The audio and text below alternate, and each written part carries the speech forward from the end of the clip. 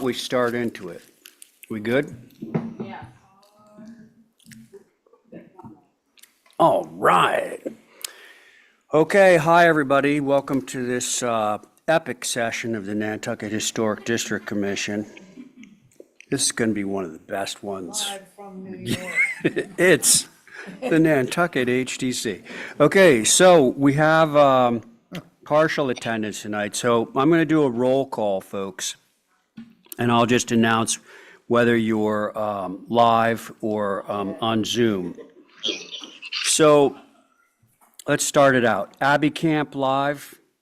Here. Thank you. Diane Coombs on Zoom. Here.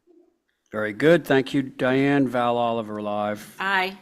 Connie Here. Patton also live. Here. Joe Paul Here. also live. And Ray Pohl also live.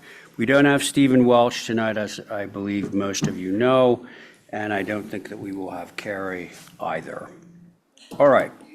So a few things for you folks in a room, just to, one, if you could mute your phone, two, let us know if you're going to record any portion of tonight's event on your own stuff before you start doing it. And for those of you on Zoom, be really careful not to screen share. Try and address all questions, comments through the chair. That would be me right at the moment. And mute yourself when you're not speaking. Okay? That would be very helpful. So with that, let's try a motion to approve tonight's agenda. Mr. Chair? Oh, sorry, Holly has something to interject. Before Holly. we do that, I'd like to mention which applications are going to be held. Oh, this that's evening. really good and important. Yes? So under new business, 4-2, which was a view, number 1, 28 Eel Point, that's been held for the applicant. New business, which one, sorry? 28 Eel Point, It's isolated by itself. it's right? all by itself, on page 2 at the bottom. Oh, yeah, okay. That's a Matt McKeck, the Breezeway. Yes. All right, so that's being held. Okay, so strike that, yes. And then we have numbers 12 and 13 under new business 4-2, which are 126R Main Street. Correct. Those are also held per the applicant. All right. For those of you listening in on Zoom that were interested in on that one, 126R, it will not be heard tonight, neither one of them. Okay, thanks, Holly. Next. And with that, I believe that's it. Oh, okay, simple enough. Make a move. 1 second, Diane. President. Fiona, yes? We're good? Okay, so Diane has made a motion.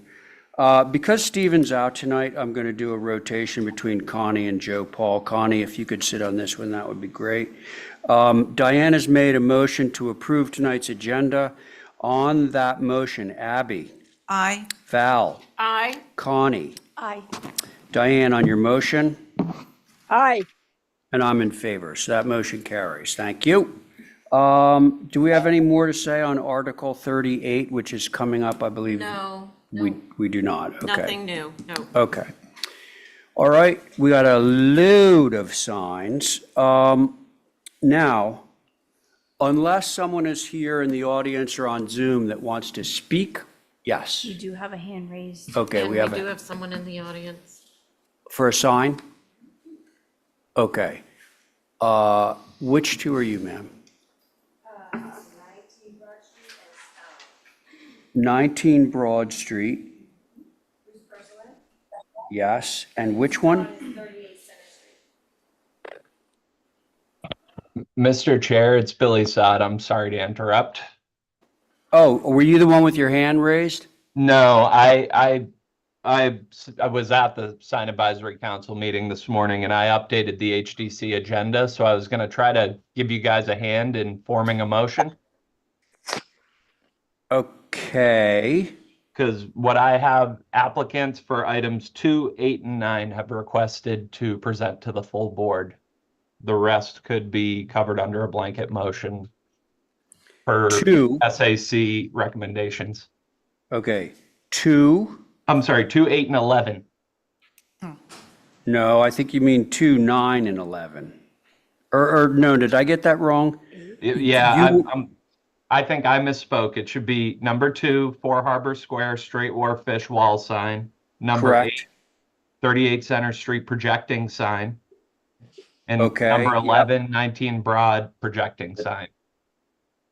got it. Okay, so thank you, Billy, because what we can do is do a motion blanket approval for The others? all but those 3. Non-approval, because some are not approval. I think you could Well, adopt. no, I mean, we're going to move to take sign advisory guidelines on all of them, is what I actually meant to say. So moved. Okay, Diane, your motion is to accept sign advisory guidelines with the exception of number 2, number 8, and number 11, okay? Yes. All right, because we're going to take those because we do have people that want to speak on them, but the rest of them we're going to get out of the way. Joe, you're going to be sitting on this, okay? So Diane has made a motion to accept the SAC recommendations on all but 2, 8, and 11 of the sign agenda. That's her motion. On that motion, Abby. Aye. Very good. Val. Aye. Joe. Aye. Diane on your motion. Aye. And I'm in favor. Okay, let us now return to 4 Harbor Square, and we have somebody that's here to represent that. Is that correct? Yes, good evening. Jonathan Kirby from Workshop APD. I'm here representing our client, Straight Wharf Fish Market, as well as the building owner, NIR Retail. Okay. Yep. Is there a way to share the screen or put the presentation up?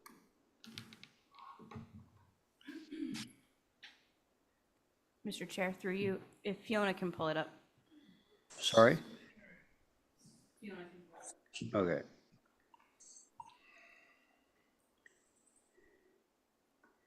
Okay, so I notice here that we just approved one of your 2 wall signs, so I think that I know where this is going, but why don't we hear helpful, I can briefly pull it from up, you too. about it, and then I think I want to hear from Billy. Okay? Sounds good, Chair. To you. All right. So our proposed sign is for replacement of the existing lobster sign on the harbor-facing gable of the building. That sign was approximately 25 inches tall. Sorry, Billy, it's actually the other sign. It's reviewed. This was approved this morning. Yes, I'm not controlling the screen. Fiona, Oh, it's got it. the third one there. Yeah, there you go. Thank you. So we're proposing to replace the existing lobster sign on the harbor-facing gable.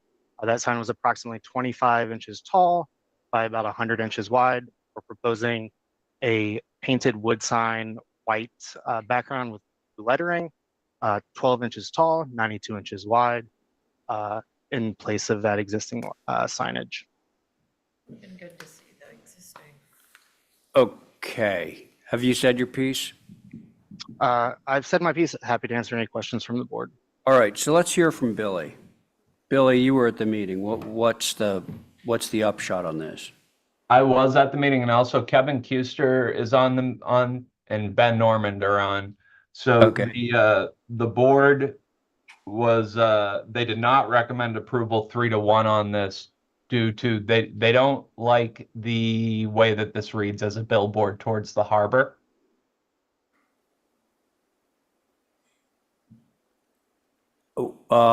Can more be said on that? I mean, is it within the size requirements, the square inch, size on the wall sign?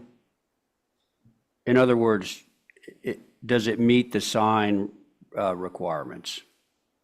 That's tough to say. I mean, you're allowed, I believe, 1 square foot per 1 linear foot with a sign on a wall.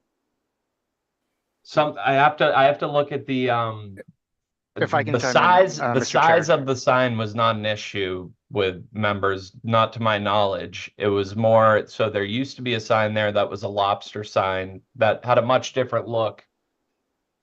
So I'd be happy for the members to explain their stance. Okay, why don't we do that?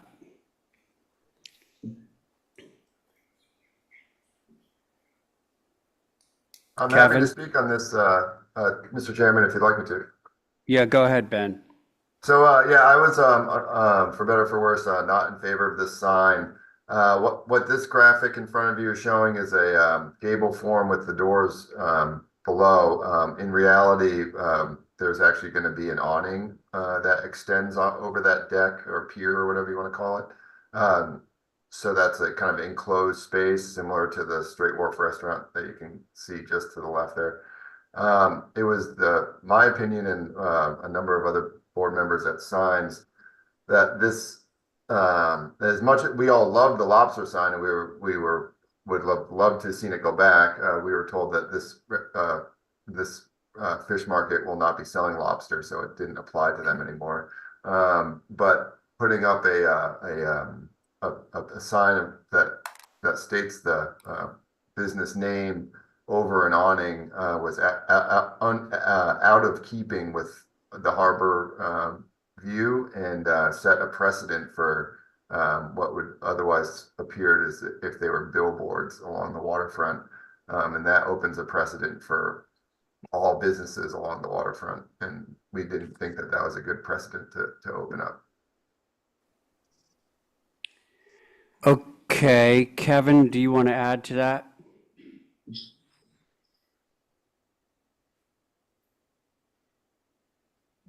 Is Kevin on? Oh. Ben, who else is on besides you? Kevin, I saw Kevin's name a minute ago, but it looks like he disappeared. Yeah, okay. All right.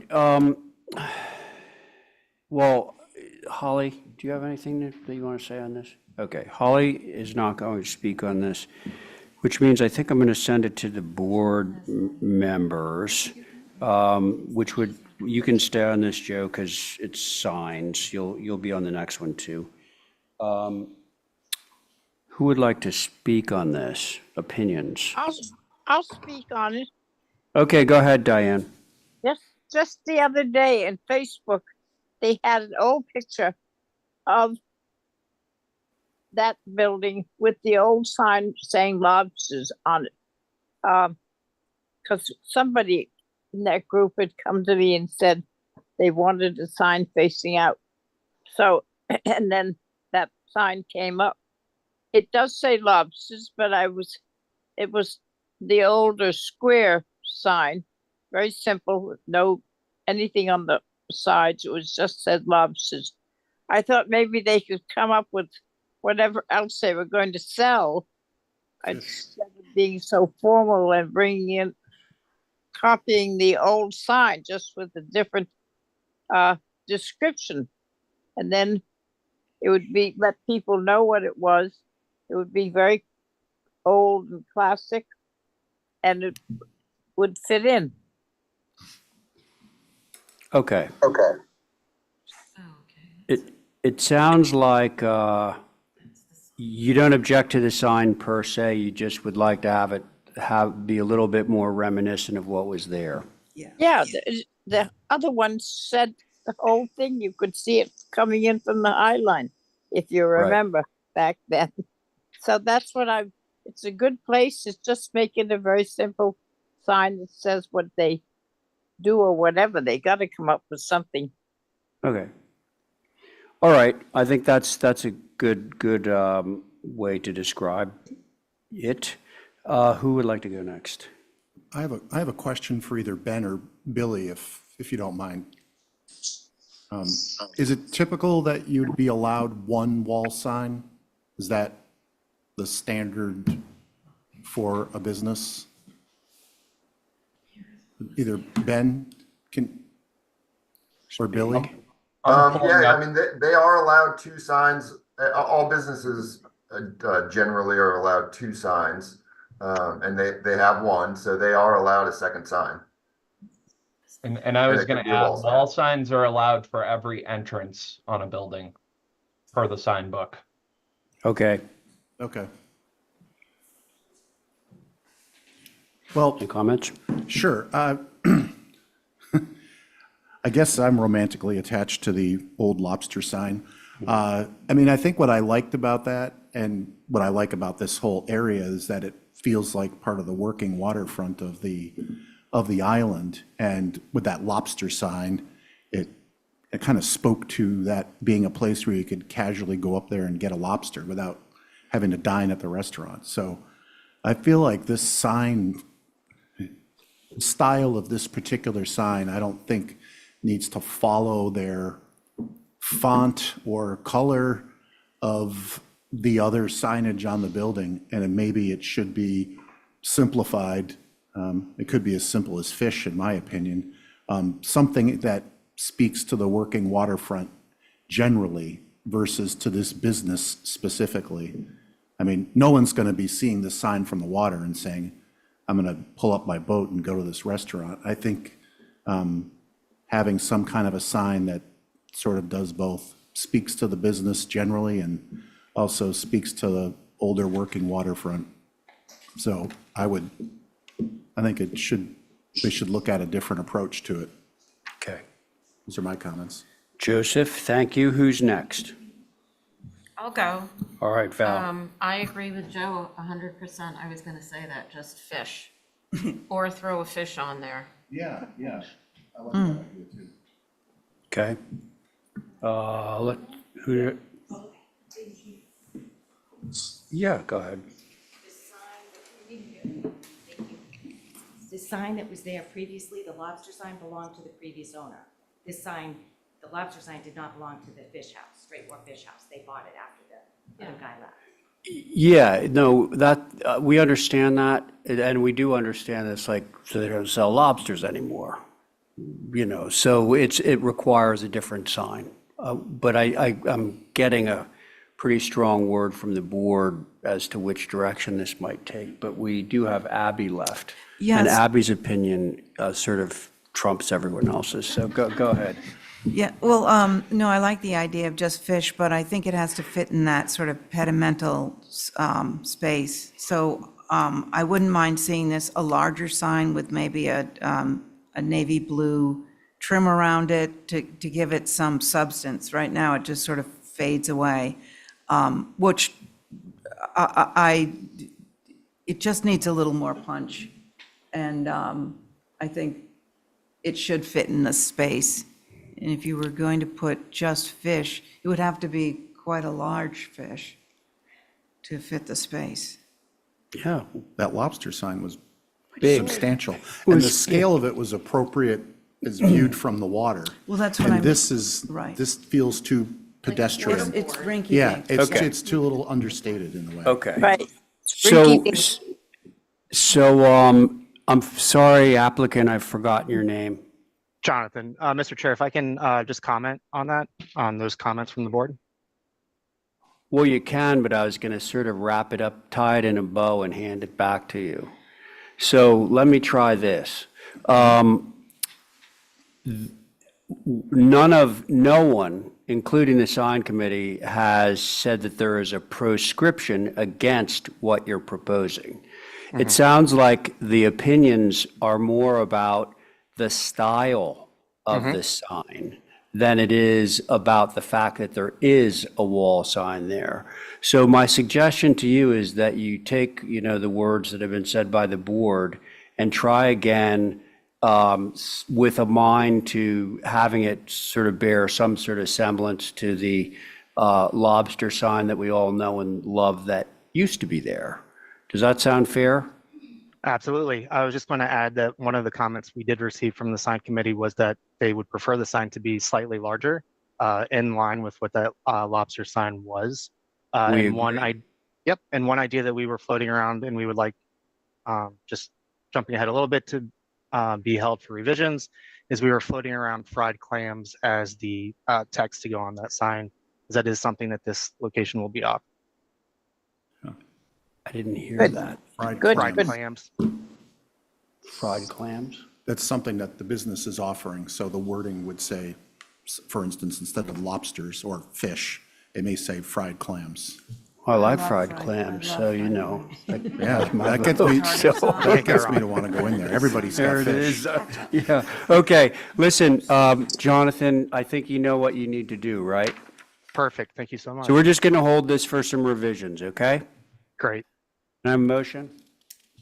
I'm a hole for revisions. Abby beat you to it, Diane, but on Abby's motion, Diane. Aye.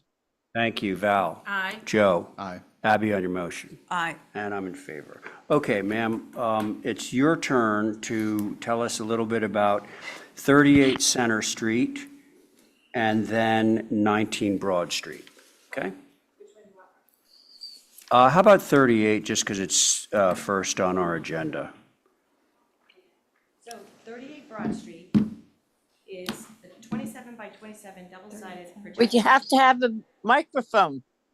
She down, Sharon. does, yeah, it needs to be really close, Sorry. thanks. I'm a little short on one end. So it's a double-sided projecting sign, carved and painted, black lettering, white background, with a black beveled edge. It is going to have, I don't know if you have it in front of you. It's replacing that sign that's there, okay? And it has, it's a wooden sign, and it's gonna have black letters, white background. Okay, And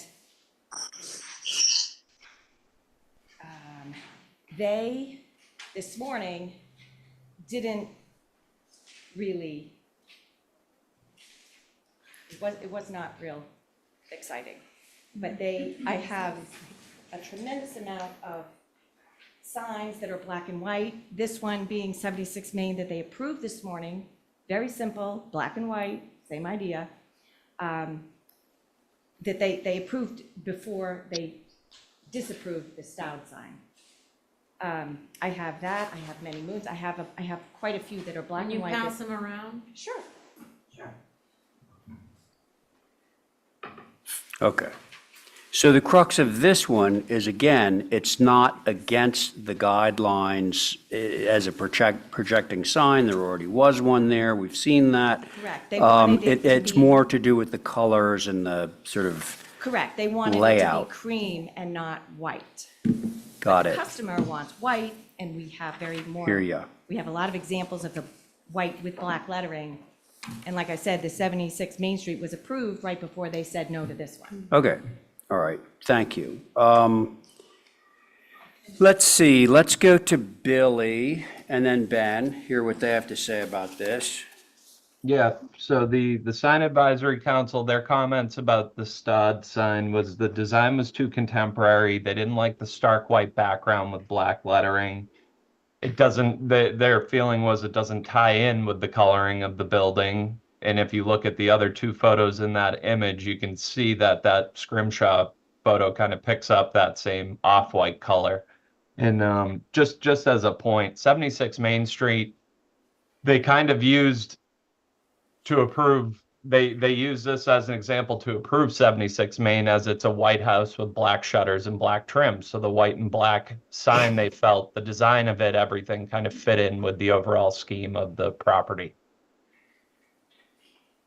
And if Ben Okay, has anything Billy. to add, that's all I have. All right, thank you. Ben? Yeah, that was the opinion. I think the white background was really the problem with this sign, is that it just felt really foreign to the cream color of the building. And that one on Main Street, exactly what Billy said, it was a white house with black trim and or black sash or whatever the black highlights were, and it really worked with the architecture. And this one just felt very foreign to the building. Okay. Well, in addition, you must have shown these at the meeting, right, this morning? No, Oh, you haven't? Okay. All right, that was for so. you guys. Yeah, so Ben and Billy, the board, well, actually just me right now, but soon to be the rest of the board, has, we have Daria Salon which is gray clapboard with a white sign, black letters. We have Many Moons, that's white sign, black letters. We have 76 Main, we already talked about that. We have CNC Photography on Main Street, I believe, on a cream-colored building. We have Lemon Press, which is on a natural wood building. With the plastic flowers around it. The plastic flowers are gone. No. Well, look at there. There's Not they're there. Yeah. Okay. In reality. Oh, they no. removed them for the photo. But, all right, so there is precedent for white on black. I agree, look, I don't think anyone's going to dispute the fact that it's a very contemporary-looking sign. So, Holly, anything on this one? Mr. Chair, I just wanted to mention Sherry Ramos's name for the record for our Oh, minutes taker. sorry, thank you. That's Yes, okay. thanks. I've never done this before. Thank you. Yeah. I just have you cover all the signs, make it easy. I have a question about the sign. Just, is this painted or did you say it was carved? Both. I just Well, CNC machine. the letters are Yeah. cut in, you know. Okay. Okay? Discussion? Yeah, thanks. I think for me, it really just comes down to the color. It needs to tie into the color that's existing on the building. The ones that were examples, with the exception of Lemon Press, I think, tie into the building colors. Okay, And maybe if there was a simple line, There is a border on it. It's a beveled edge. You there just is, can't see it in- and that's painted black? Yes, you just can't Okay. see it in the, It's very, Yeah. very subtle, yes. yeah. So okay, or do black and maybe white lettering, I don't know. But I get it now. It does stand out in an odd way. Yeah, yeah, okay. I'll Val, go. thank you. Diane?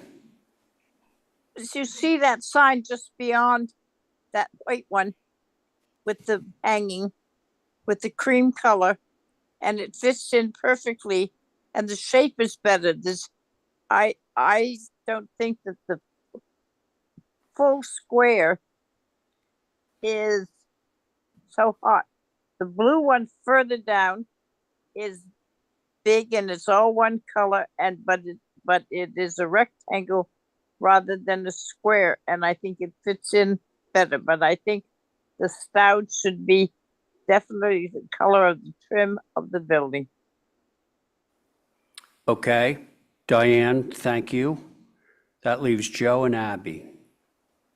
I'll go, Thanks, Joe. based on the eye communication I got from Abby. So I have two different directions on this. First of all, I think the examples that you sent along, if you could calculate the amount of black relative to the amount of white, I think that there's probably more black in these precedent images than there is in that. And it feels like a lot of white space. I You mean, want us to change the size? no, I mean like literally white space. That's where I think if you went and if that white matched the color there and the size of the sign stayed the same, I think it would tone it down enough and it doesn't feel so empty. I think if you really like the black and the white, I love the idea of bringing a border in like a lot of these precedents have into the field. And Diane's suggestion of changing the square to more of a rectangle, I think that's another way to minimize the blank space. I love that it's carved. I think that makes it feel slightly less contemporary. So for me, I think it's about the surface area of the background feels a little oversized, and the emptiness makes it feel more contemporary than, I mean, the letter's contemporary, but I think it's amplified by the blank space. Those are my comments. Yeah, Joseph, thank you. Abby? I agree with all that. I think it appears as sort of a blank canvas. You know, it hasn't actually taken the curse off the white yet, but I think the stod, those words, it's just swimming in that big square. So if it was more of a rectangle like others have said, and maybe bring in that border, and maybe take the curse off that white. So just change the color, or Or change the size and the color? I think have to size, report back. color, and border. Just tweak those a little bit. Okay, And so I think have it's to fine. report back to the client that wants this. Right. Change size, change color. Minimally. Okay, and so my view, if this were a record album, I'd buy it, even if I didn't know what it sounded like, because I happen to like it. Now, having said that, I agree with the comments that have been made. I mean, it certainly is making, a rather strong impression on a rather quiet street. So, you don't need to do anything to please me, but I think you're going to need to do a couple of things to get a majority vote from the board. So you think you can relay that message for us? Okay. Do you mind if I say one more thing? It's very, it's Joe. very simple. I'm not against the white, for the record. I think it's just the field that it's the amount of the white. So if the white and black fits the brand of the company, I do think that there's a solution, in my opinion, that works with black and white. If you rigidly adhere to the size, then I think you certainly have to address the color. At least that's my opinion.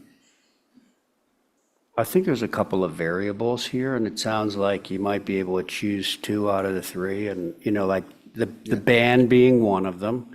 If the band had, the perimeter had more of a presence, Okay. that's one solution. The other one is to sort of tone down the white.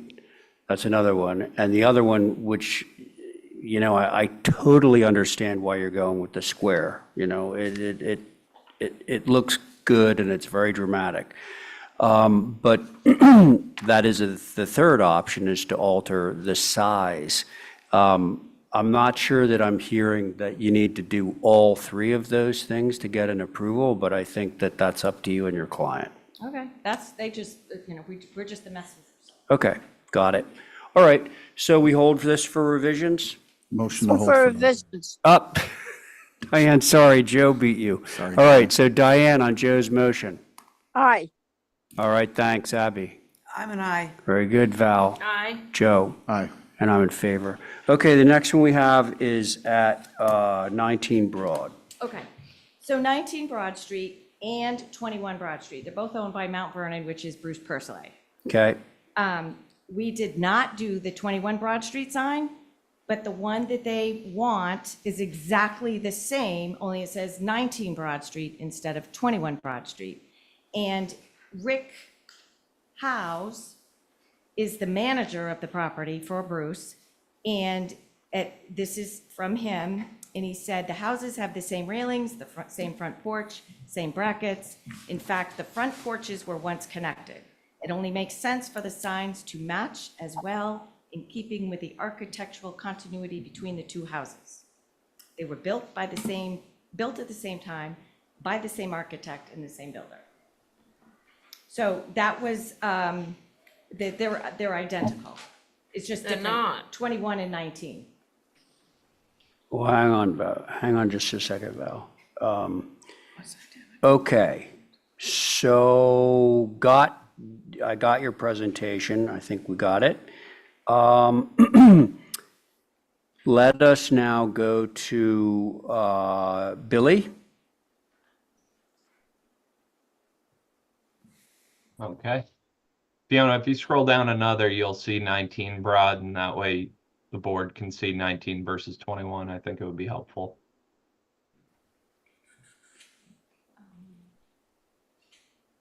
So the sign advisory council comments on this, they would have liked to see something a little more unique from the 21 Broad Street. They think it's just reading all the same.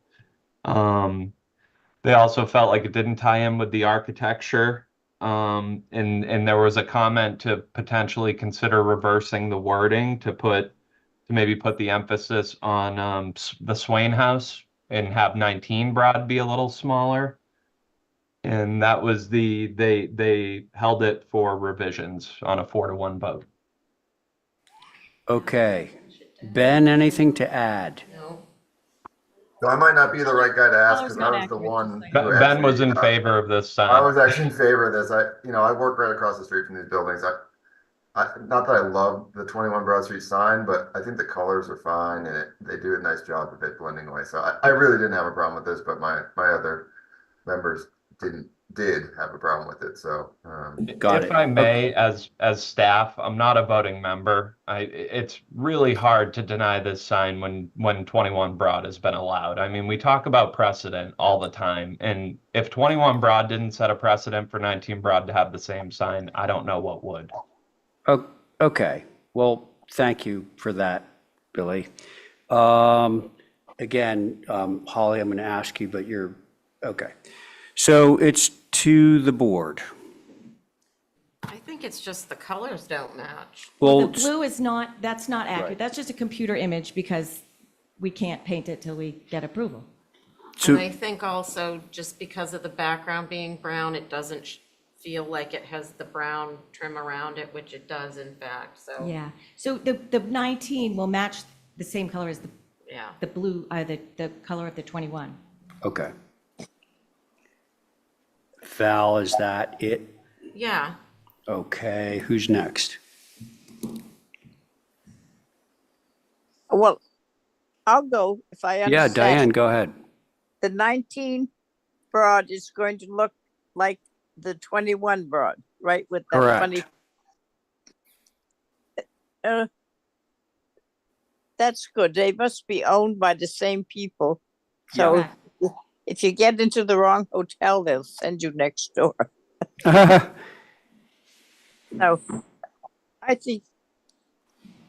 I don't think there's much point right there to change the signs. If you use the same color, they should be okay. Okay. Diane, thank you. We have Abby and Joe. So I'll just, so I don't know. I think it's fine as long as the colors sort of reflect the color in the architecture, because I think that architecture is very much a part of, like, you've got plum, you've got taupe and cream. I think it should just have some of those elements in the sign. Otherwise, I think the simplicity is okay. I also think it's a bit weird that they're exactly the same. Like, here's an opportunity to make it, identify itself and give it a different character. So I think putting two exactly the same in the row is a little bit like not like a chain store, but I mean, I don't understand why somebody wouldn't make their own original sign or to make it different. The sisters that own Daria changed the Daria sign and the lemon press to black and white, but I told her if she ever took the lemon press that they have, they'll never get it back. But they changed, I did them a sign last year that is black and white, lemon press. So it's just the people want to brand and keep it uniform, I guess. Oh, I see what you're saying. Yeah. Yeah, understood. Okay. Abby, thank you. Joseph?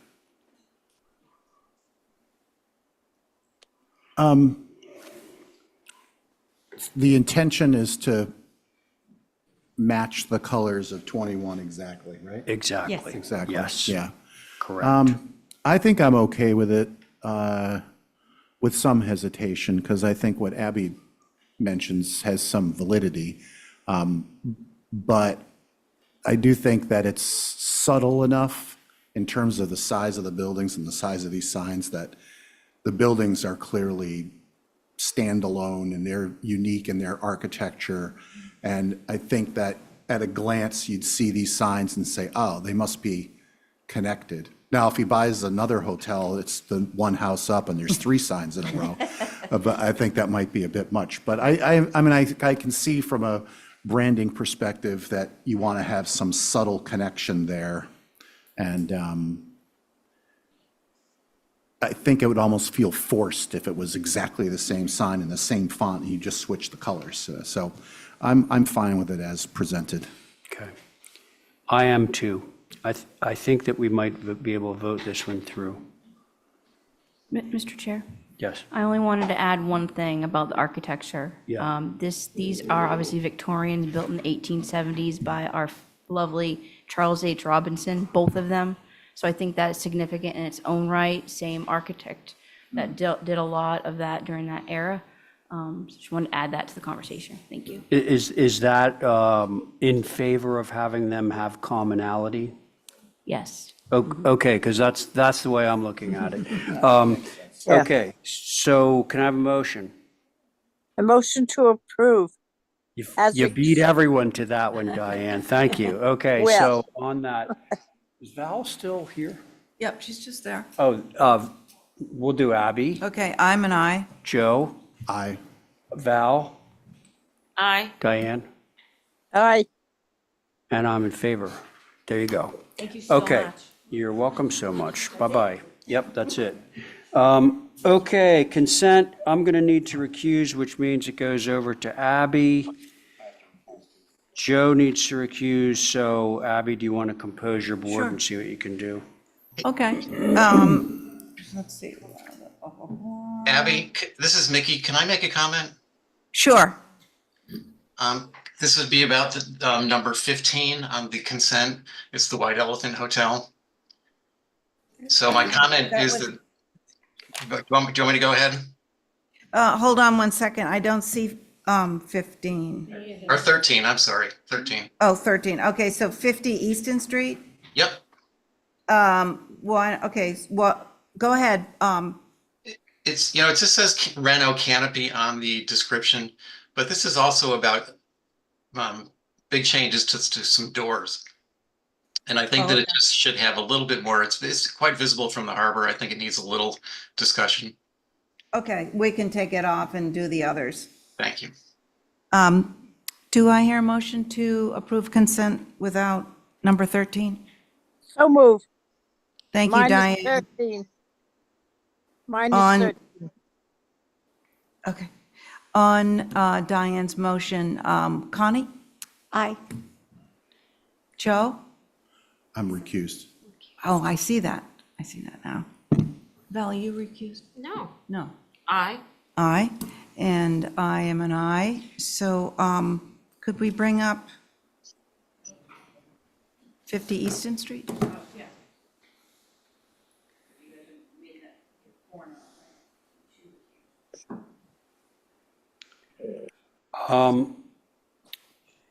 Okay, so I'm reluctant to move forward without a rep. Oh. Bill O'Brien? Mickey, now that that stuff is, now that the rest of it has gotten voted through, could you just express what your concern is on this? Sure. It's, they're replacing a series of what are, sort of standard single light French door panels with the wide stiles and bottom rails and things Yeah. with nano doors, which are basically Oh, frameless metal, probably, or maybe they're wood, but they're just very narrow styled, 8 foot tall, plain glass. So it's a big change along that. When you look at the drawing, you can see the French doors on either side. The French doors have transoms over them. It's a complete change in style along the same wall right in the middle of it, and quite visible from the harbor.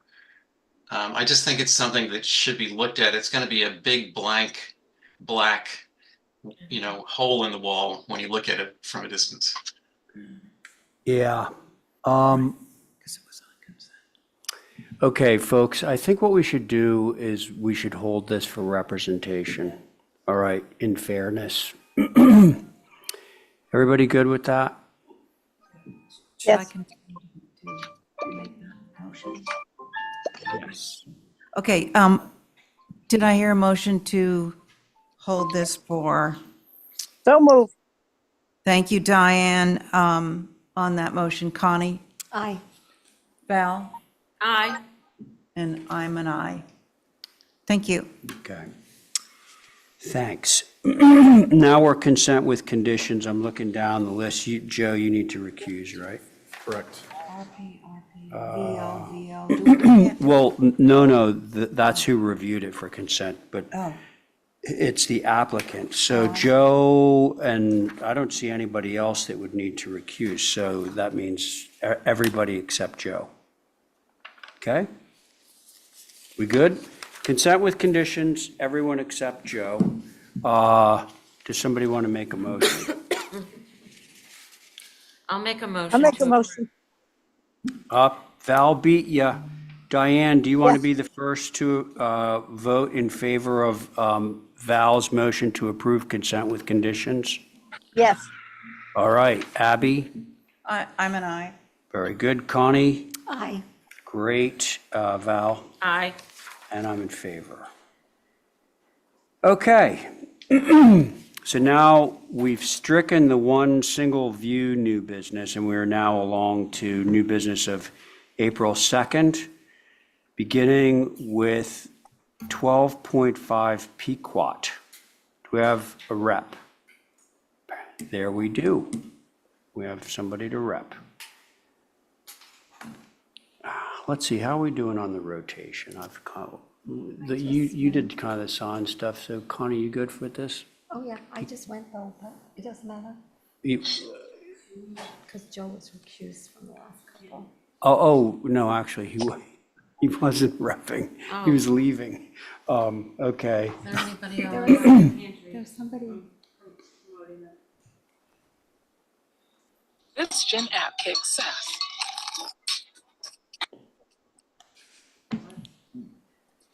Any good? Promoted 2 people. Oh,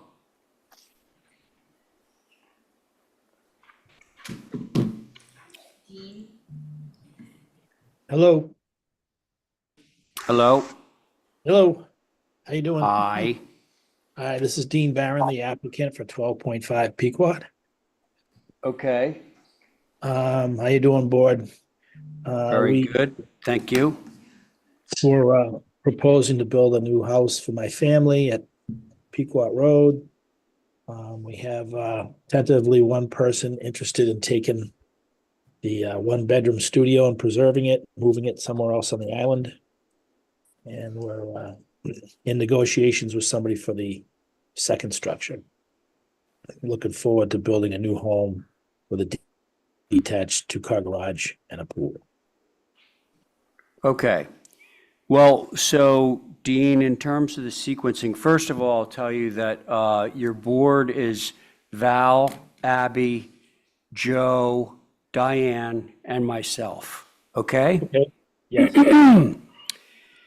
Now, we'll take up the first item, which is the demolition of the main house, just to make sure that your existing house is not going to get in the way of your new house. Excuse me, gosh. So in terms of the demo, can you tell us the age of the house? Not quite sure on the age. There's no info at all. Let me see. 70s? Yeah, it's about 50 years old, I think, somewhere in there. Okay, well, that's something we're going to kind of have to nail down. Now,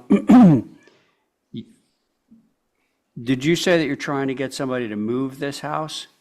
I already have been in contact with a home mover. And, Yes. I've already been in contact with one party that's interested in the one bedroom. So just trying to, put the feelers out there and see if I can preserve the structures and have them move somewhere else if someone wants them. Okay. So let's try and get a direction on the demo Okay? of this before we review the new house. Mr. Chair. So Holly, can you shed any insight on this? I can, based on the NHL data, which is also within our tax assessor's information, which is the worst case scenario. I do not like to go by that. Right. So everybody listen to me saying that. It does say it's a circa 1976. So that would not, it would be a non-contributing structure if that's the date. However, the application doesn't even include the property card information for the dimensionality, because as you all know, they're going to be required under the building code and zoning to advertise for this to be a move. We want to have that information based on the tax assessors for the layout. And it should be moved, not demolished. So that information needs to be provided at the very minimum. Thank you. Okay. Board members, your feelings about the demo move off of this building circa 1975? I'll go. Yep, I'd like to see it reused by somebody. okay. I went out there today. I had to look up the locus because there was no locus included, but yeah, it'd be good to reuse it. Looks like it's in pretty good shape. Okay. Val, thank you. Who's next? I did, I'll go. Diane, go ahead. I'm the same with Val. Oh, so we have two dittos. We have Abby dittoing Val, we have Diane dittoing Val. Joe? Yeah, I am in agreement with that, and actually think this is one of those homes that looks realistic to move. I mean, the ground cover's 1196, and it looks like the main body of this thing might be about 1,000 square feet, maybe a little over. So it seems like a good candidate for a move. So I would have no objections for a move, but would hesitate on a demo outright. So Dean, Yes. we could readily approve for you a move off. Okay. Now, that doesn't prevent you from coming back and requesting a demo, but I think just to sort of expedite where you are right now, the board clearly would like to see this house reused. So you're going to need to advertise it, as Holly said. So that's It's a dwelling, so it needs to be advertised just for you to be able to get a building permit. So I believe what we're going to do right now, just to be on the safe side, is we're going to approve a move off for you, okay? okay, great. All right, can I have a motion? Motion. All right, Diane's made a motion for a move off of this building. On that motion, Val, Aye. Abby, Aye. Joe, Aye. Diane, Aye. and I'm in favor. Okay, now we can look at your new dwelling.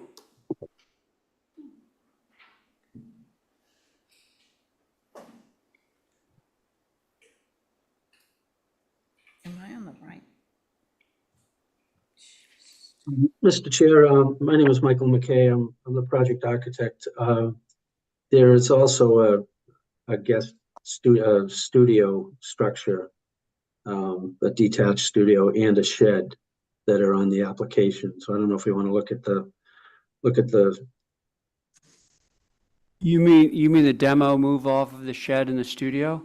yes. The studio's cute. Well, we'll get to that in the Okay, sequence. all right, that's fine. I just didn't want to go out of that to be a surprise. Thank you.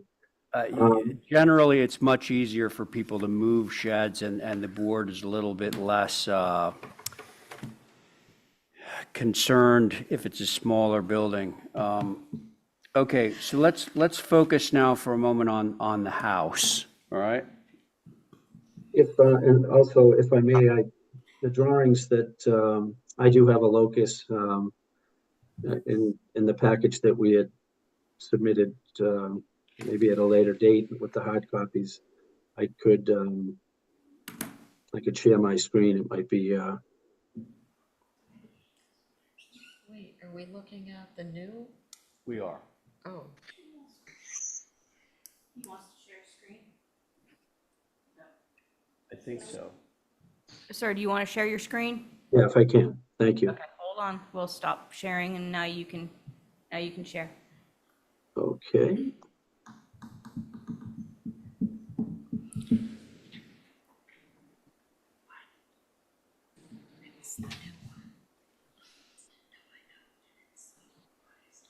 We don't see anything yet. Yeah, I know. I'm doing it. It always happens whenever I say that I'm doing it. Sorry. And is the same thing that we have already? It is, it's the same, it's just, are you seeing it now? No. We do not. Well, I'm sorry. What are we waiting to look at here? He I was wants to just, share the screen. I just Well, wanted to share. but is what you're going to show us on the screen any different than what we're looking at on our? I apologize. Let's go back to the original. I apologize. It's just the subtle changes. Okay, Sorry about that. no problem. So, so we're all, I believe we're all looking at your house design. Yes, this is it.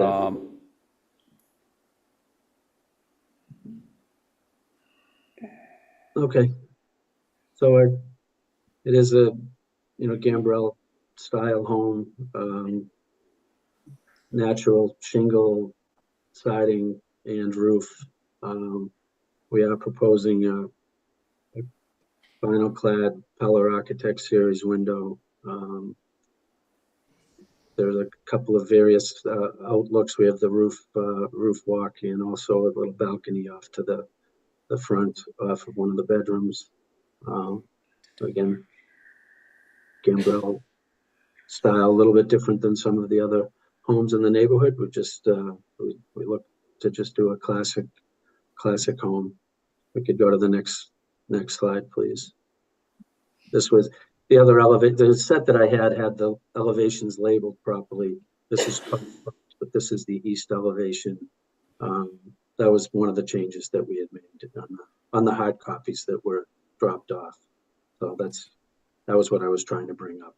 No changes to the drawing, just the denotation. But this is the east elevation. Okay. Next, please. Do you mind if I send it to the board? Sure. Okay. Board members. Mr. Chair, Oh, yes, I do have some comments for your yes, consideration. Holly, please. Thank you. Yeah. So you all know this is in Surfside. Surfside has I think a good mix of contributing and non-contributing structures from different ages. The proposed gambrel, while nice, doesn't seem to fit into this neighborhood.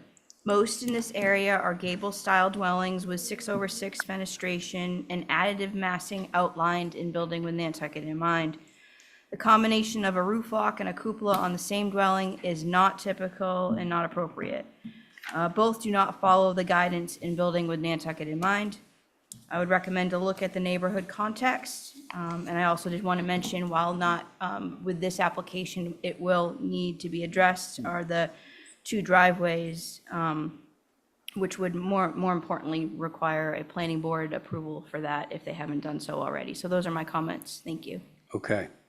Thank you, Holly. Now it's to the board members. I'll go. Thank you. If you wouldn't mind. So I went out there today just to do that, Holly, look at the context, and I agree with what you're saying. There are houses out there that are of a more larger scale, but I don't believe there are any that are this close to 30 feet tall, except for maybe a 1.5-bay, rather small footprint house. They typically have a center gable and then additive massing on the side. And the details are much simpler. It's a simpler beachy area. There is one other gambrel, and I think it's 22 No Nantum, but it's very, very simple. The windows, I agree with Holly, they need to be more vertical than horizontal. Nix the cupola, or actually the roof walk is an odd scale. It's 15 by 15, which is very atypical.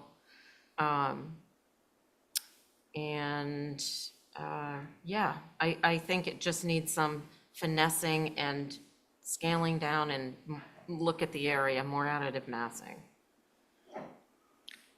Val, thank you. Who's next? I'd Diane, go go. ahead. Yep. Everything that Val has mentioned, along with, I think, chiclet 4/1s are inappropriate for the windows out there. The house is 27. They're supposed to be approximately 25. You have several different types of windows on the same facade. You have the mulled 4/4 second floor, mulled 4/4 on the first, same next in the middle. You got 4/1s, mulled up above. You got the mulled across everything except the 4 on the north. I mean, on the left are mulled. Um, it's it is definitely what Val has described as a country, simpler place. This is not what you necessarily find in this particular area. It 4/1s, the wrong shape. I don't know. We don't very often see those, and the 6-panel door, I guess, is not appropriate with the size of the windows that are there. I think this particular facade would do better with a few revisions. Thank you. Diane, thank you. Who's next? I'll go. Yeah, Joe. So this isn't the first time I'm looking at this because I think it was on the agenda last week. So I've, peeked at the garage structure that is a couple applications away. And I mentioned that because this house is, I'll just say, fanciful. And I think Surfside in general, Nantucket in general, is relatively conservative with our architectural detailing. So what I'm saying isn't necessarily a criticism of the architecture generally, but more of its appropriateness here on Nantucket. Like, this thing feels like it could be in Osterville or Long Island. I've designed a house in Osterville, so I'm not bashing Osterville. It just doesn't feel appropriate for the island in general, not just Surfside. I think even in the most elaborate, detailed parts of the island where you see a lot of gambrels like Brant Point or Baxter Road and Eel Point Road, there's a lot of architectural detailing like the flares and these gable details. You see a lot of that, but it's not even to this degree. So I think a general scaling back of, take a sort of conservative lens looking at this. And I think that, one of the things that's awesome about a gambrel, a couple of us on this board love gambrels, is that we're usually not looking at the end of them, we're looking at the side, and a gambrel allows you to get a lot of volume of space, and you see a lot of roof line typically, so you can get a tall building, but it doesn't appear tall because you're looking at a lot of shingle roof line with dormers. And this is basically it's a double cross gambrel. You've got a cross gambrel at the garage, and then the central mass is a cross gambrel. And I think it's, setting aside the details, I think the massing itself feels overly complicated, and I feel like you could take a much simpler approach, still have a gambrel potentially, but simplify the roof lines. One example is that the garage where the garage doors are is a great opportunity for looking at the side of the gambrel with some dormers. That said, I guess this is kind of looking at the project overall. There are 2 garages on site. There aren't any rules against 2 garages, but I think incorporating the garage component into the house is really pumping up the program here, and it's not helping. So I would, drive-under garages. I've had clients that need 6 cars, they drive under, or an attached garage is a little bit of an unusual approach to a Nantucket-style home unless it's tenuously connected to the house with a breezeway. And this has a full 2-story connection, which I think is just inherently problematic. And looking ahead at the garage application, which also has a cupola on it, I can't imagine having side-by-side garages with cupolas on top of them. So, and I'm just trying to mention all my comments so that you've got a lot to work with here. I think the window, I think somebody mentioned this, they said chiclet style. Usually the panes of glass are more verticals. 4/1, I don't know if there's a precedent, and there's a mix on this of 2/2s and 4/1s. So I think just the window style in general needs to be looked at. So I don't know, those are a lot of comments, but overall, I just think a simplification in detailing and in roof massing is in order.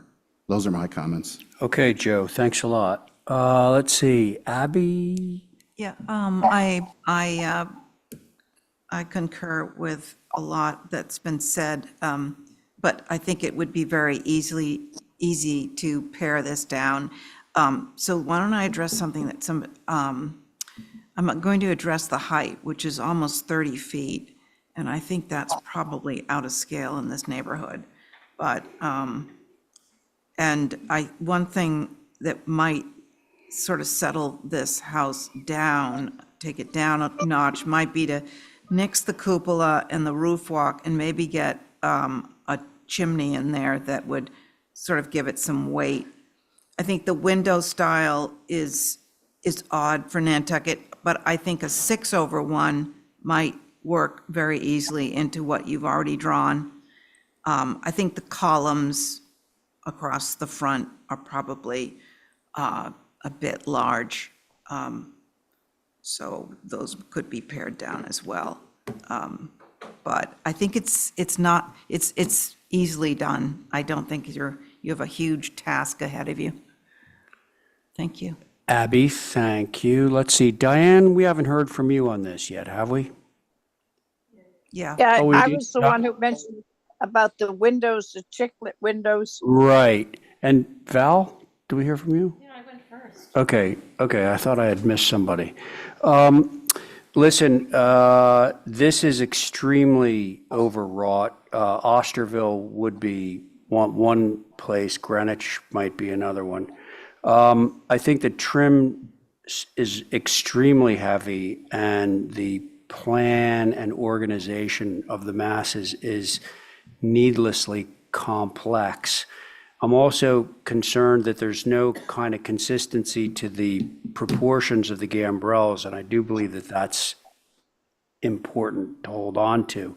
For example, the left side elevation is showing a gambrel whose bottom chords are so steep that it's almost reading like a mansard roof, which you really don't see out here. But I think the main issue for me is the overarching level of detail on this is just extraordinary. Oh, the other thing I should say is that's not, I suppose you could call that a roof walk, but that is absolutely not a roof walk as you would see it on Nantucket. The columns are really huge, but that sort of fits under that whole level of detail thing. So I agree with my fellow board members on this. So I think we're going to hold this for some revisions. May I have a motion? So moved. I make a motion. Okay, no, you missed it. Abby's motion. Diane on Abby's motion. Aye. Thank you, Val. Aye. Joe. Aye. Abby. Aye. And I'm in favor. Now, I'm going to request that we should probably hold the demo of the shed and the studio, the pool, the hardscape, and the garage to track until we get some sort of direction on the house design. I think it's a good idea. So can we move those? So moved. All right, so the motion is to hold the moving of the shed, the demo of the move demo shed and studio, pool and hardscape and garage to track. That was Abby's motion. On the motion, Val, Aye. Joe, No. Diane.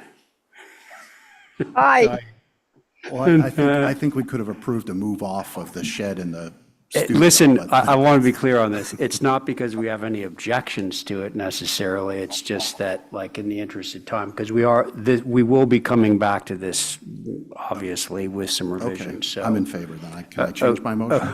You don't need to, be. I'll It's change still my going to pass. Okay, so I believe that motion carries 5 in favor, right, Joe? Yes. Okay. All right. So, listen, there is pizza back there, so maybe we should take this opportunity to just grab some pizza. I would like it to, given the length of our agenda tonight, I'd like it to be fairly short. So could we return at 5:20? That gives us 6 minutes to wolf down 4 pieces of pizza apiece. Go. Okay, let's do it. Oh, hand raised, yes. Dylan Talbot, Hello, how are you tonight? good, how you doing? Doing well. Hey, so I was joining the meeting in regards to 67 Tom Nevers, and I had noticed on the agenda it was listed under consent, and I wasn't sure if that was something you had needed me present for, or if it's something that you're just going to review. It's for a roof. Well, were you there to represent it? So I was joining in case you needed my input. I It's wasn't. approved. Well, all right, so if you were a neighbor objecting to it, I'd have one answer, but it sounds like you were representing it, so the other answer is you don't need to be here, Oh, wonderful. Okay. okay? There you go. Hey, well, thank you very much, folks. Enjoy the Yeah, pizza. you bet. All right, bye. So there we go. Now we only have 5.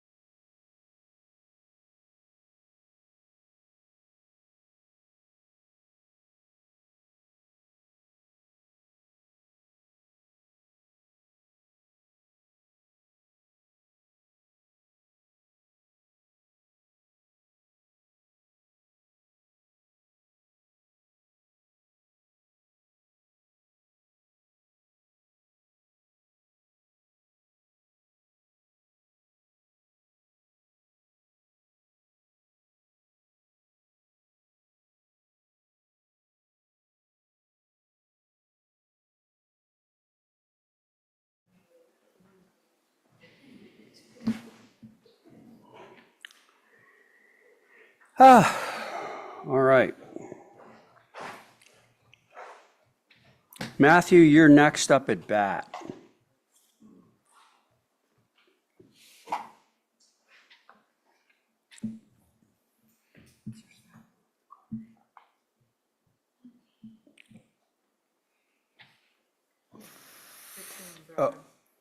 Oh, for this application, Fiona? Okay. Yeah.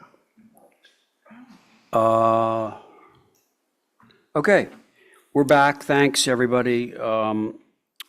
We feel much better now. The pizza was great. Sorry you couldn't join us.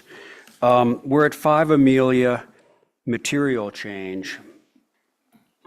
So, Matthew's repping, and Connie is going to be sitting on this one, okay? so thank you, Mr. Chair. So you reviewed this last week, and I think it just came down to the color of the clapboard. And so we provided a couple swatches here for, and again, I wouldn't even show that image because I think it's not necessarily an accurate representation of the color. That's an RGB. It's an actual. That's not doing you any favors, man. You did look at it. I was just saying that the RGB match on the Revit makes it look like it's neon. So you may want to just go to the black and white because I think it might. There you go. That picture's good too. There you go. So the 3 samples that we've provided are Main Street yellow, and they're indicated with 100%. So 100% means that is the actual Main Street yellow. And you can see that it's a significantly more muted tone.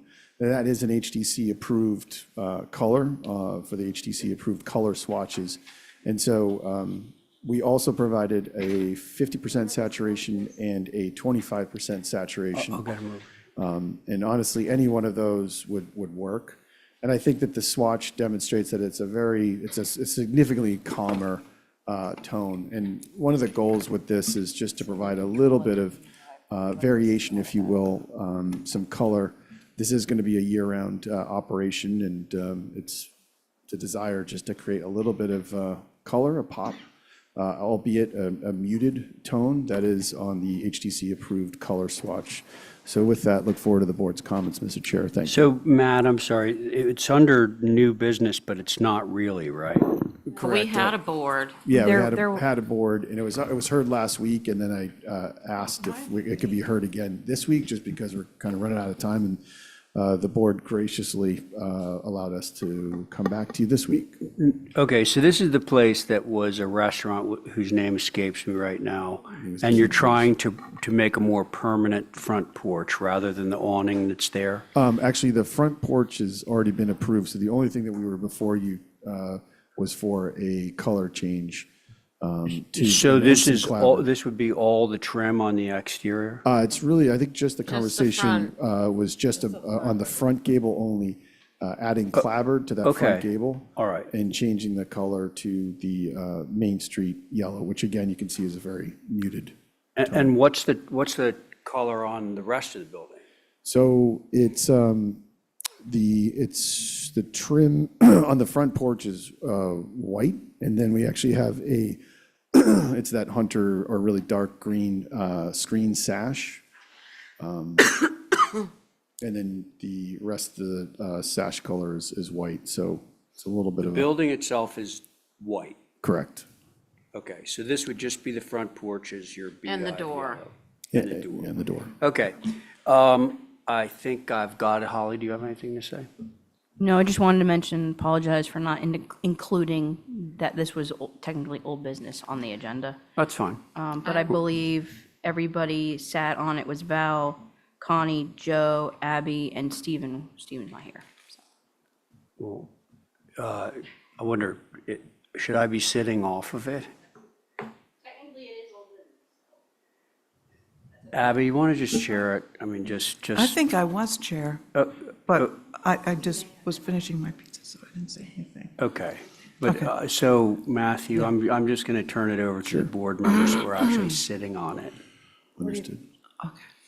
I appreciate the samples, thank you, that is so helpful compared to the drawing. And I think the 50% real muted tone is what I would be okay with. Okay, Connie, Yep, I agree. Actually, I'm okay with any of them, so whatever the pleasure of the board is. Thanks, Connie. Joe?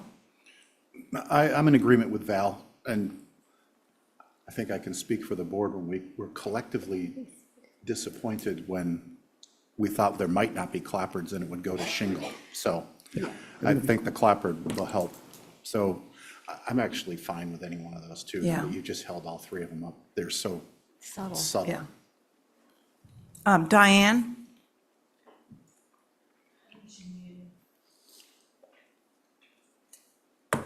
Diane, you got to unmute. I like the 100%, but let's wait to hear from Diane. Diane? Here I am. I'm sorry, it takes a minute to unmute. What do you think about the Main Street yellow for the, I think that's good. I think what Abby was saying with the potentiality and all that stuff is good. Main Street yellow, 50%, whatever. okay, yeah, I think the only difference we had between people was either 100 or 50, so maybe you should go with 75. Yeah. There you go. Split the difference. There you Totally go. fine with that. Do That's going to be a big difference. I hear a motion? Motion to approve with the Main Street yellow 75. Okay, on Val's motion, Joe? Aye. Connie? Aye. Diane? Hi. Val, on your Aye. motion? And I'm an aye. Thank you very much. Thank you. Okay, thanks. Next up is the shed at 8 Ipswich. Is Uri with us? Although I'm not sure he needs to be. He is, okay. Let's see. You were both on that last one, right? You were both on it? Connie, you want to sit on this one? Okay, thanks. Yeah, I'm I here. motion to approve as submitted. Uri? Yeah, I'm here. Yeah, well, listen, Just had a motion. you have a motion on the table already. It took you too long to get on, so. I know, yeah. I was wondering why I was. Do you want me to run the motion? Yeah. Why don't we? Let's give it a try. Okay, so Val has made a motion to approve this shed, which is in the back of the house on Ipswich. And I believe I asked Connie to sit on this. Is there any discussion on this, or should I just move it? Move it. Okay. So Val's motion is to approve this shed. On that motion, Abby? I'm an aye. Very good. Connie? Aye. Great. Diane? Hi. Thank you. Val? Aye. All right, and I'm in favor. There we go. All right. Hey, one more. Uri, you owe us big time. Thank you. Now, so next one, 9 Salty Way. Yeah, so this one will probably be a little more complicated. It's should I wait for the plans to be online? Or can I start? Well, Need a most of drawing. us these days do the viewing on our little pads. So I think we're all looking at it. So why don't you start into it? Yeah, so this application for a new garage cabana, which is actually going to be in front of the existing, already approved and existing pool, which is already built. And it's from the Southie Way, the access to the house, there are 2 driveways from Southie Way. The driveway goes kind of almost around 8 feet up towards the back house to the like 45 feet elevation from 37. So the natural grade change created the basement or underground garage access, and then the first floor has the cabana and the stairs from the side that you can see. All the trim will be natural, pretty much matching the main house, and I think the roof is going to be natural too. and the windows will be gray, garage door natural mahogany. And on the side plan, you can also see that the whole building and the whole main house also is really stepped back. It's all behind the natural vegetation, which is very limited visibility there. So mostly what probably will be visible is the second floor, if at all, from South Ely. I guess probably that's for now. That's it. Okay. Thanks. Did I already say that you're on this, Joe? You didn't, but, okay. You were rotating. Okay. Comments from the board?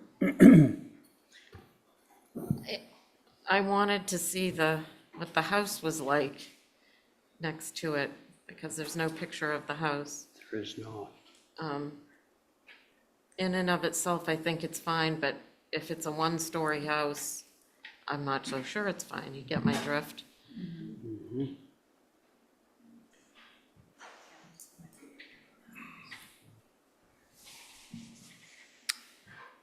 Okay, Val, thanks. Other comments? Do we have a site plan so we can see what's near it?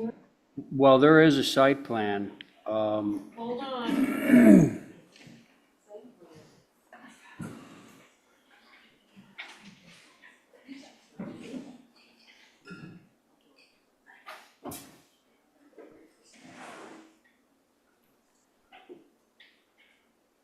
No, that just shows the house. It doesn't show any surrounding area.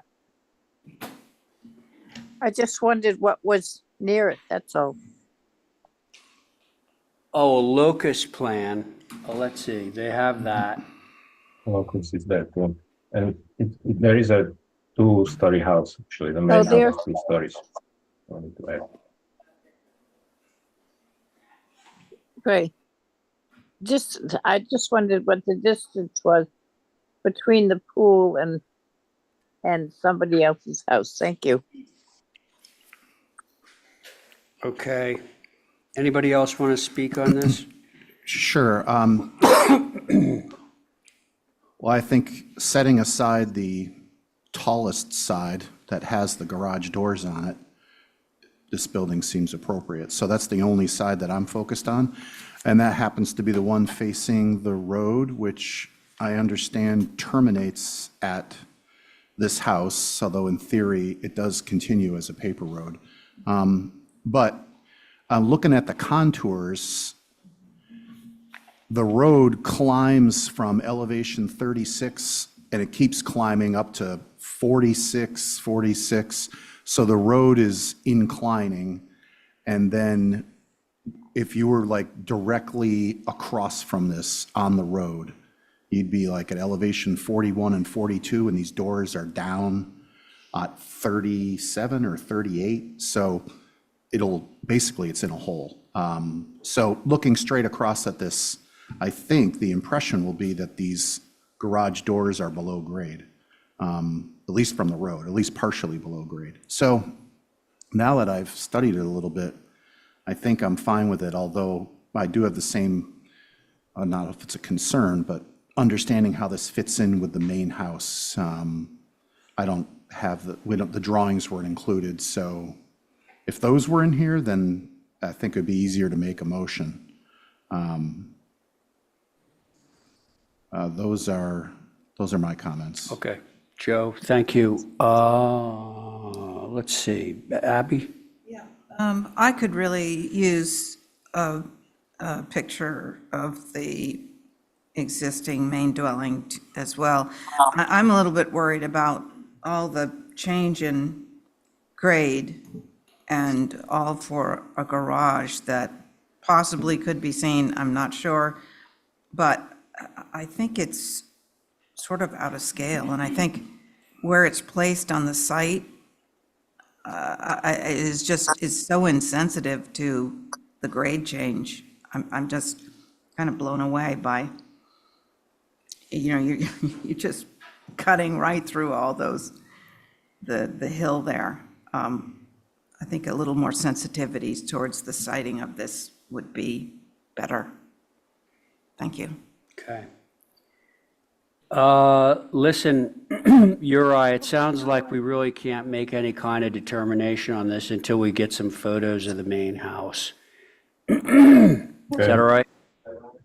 Can we? Yeah, I can you add guys some wanna photos, hold yeah. this? Yeah, and to Abby's point, I think it might be helpful to have the existing contours and the proposed ones, because these are all the proposed ones. Very good point. So That's something that the site photos would bear out, but yes. Oh, So it's some photos existing of the site. contours as well as proposed, Uri. Yeah. And I All right. add some photos of the site also, the driveway and the main house. What? I will add some photos of the site, of the driveway, how it is now, and also the main house. Right. And the existing contours, so we know how you're altering it. Okay? Okay. Yeah. All right. Sounds Does good. somebody want to make that motion? Thank you. Motion to hold for more information. Yeah, so the motion was to hold for more information, specifically photos of the main house and the site and the existing contours. On Abby's motion, Val, Aye. Joe, Aye. Diane, Aye. Abby, Aye. and I'm in favor. Okay, so there's that. Thank you. Thank you. Which brings us to 1826 Sparks Ave. We're missing Stephen. So the board is myself, Abby, Connie, Joe. Okay? Recused, Diane and Val. yeah. I'm not recused. We've been over this already, Mr. Chairman. Don't start that. I'm not recused. They said I wasn't. I'm Oh my not God. sitting on it, but I am not recused. Yeah, let's not get into a Yeah, semantic let's not deal discussion with right this. away, okay?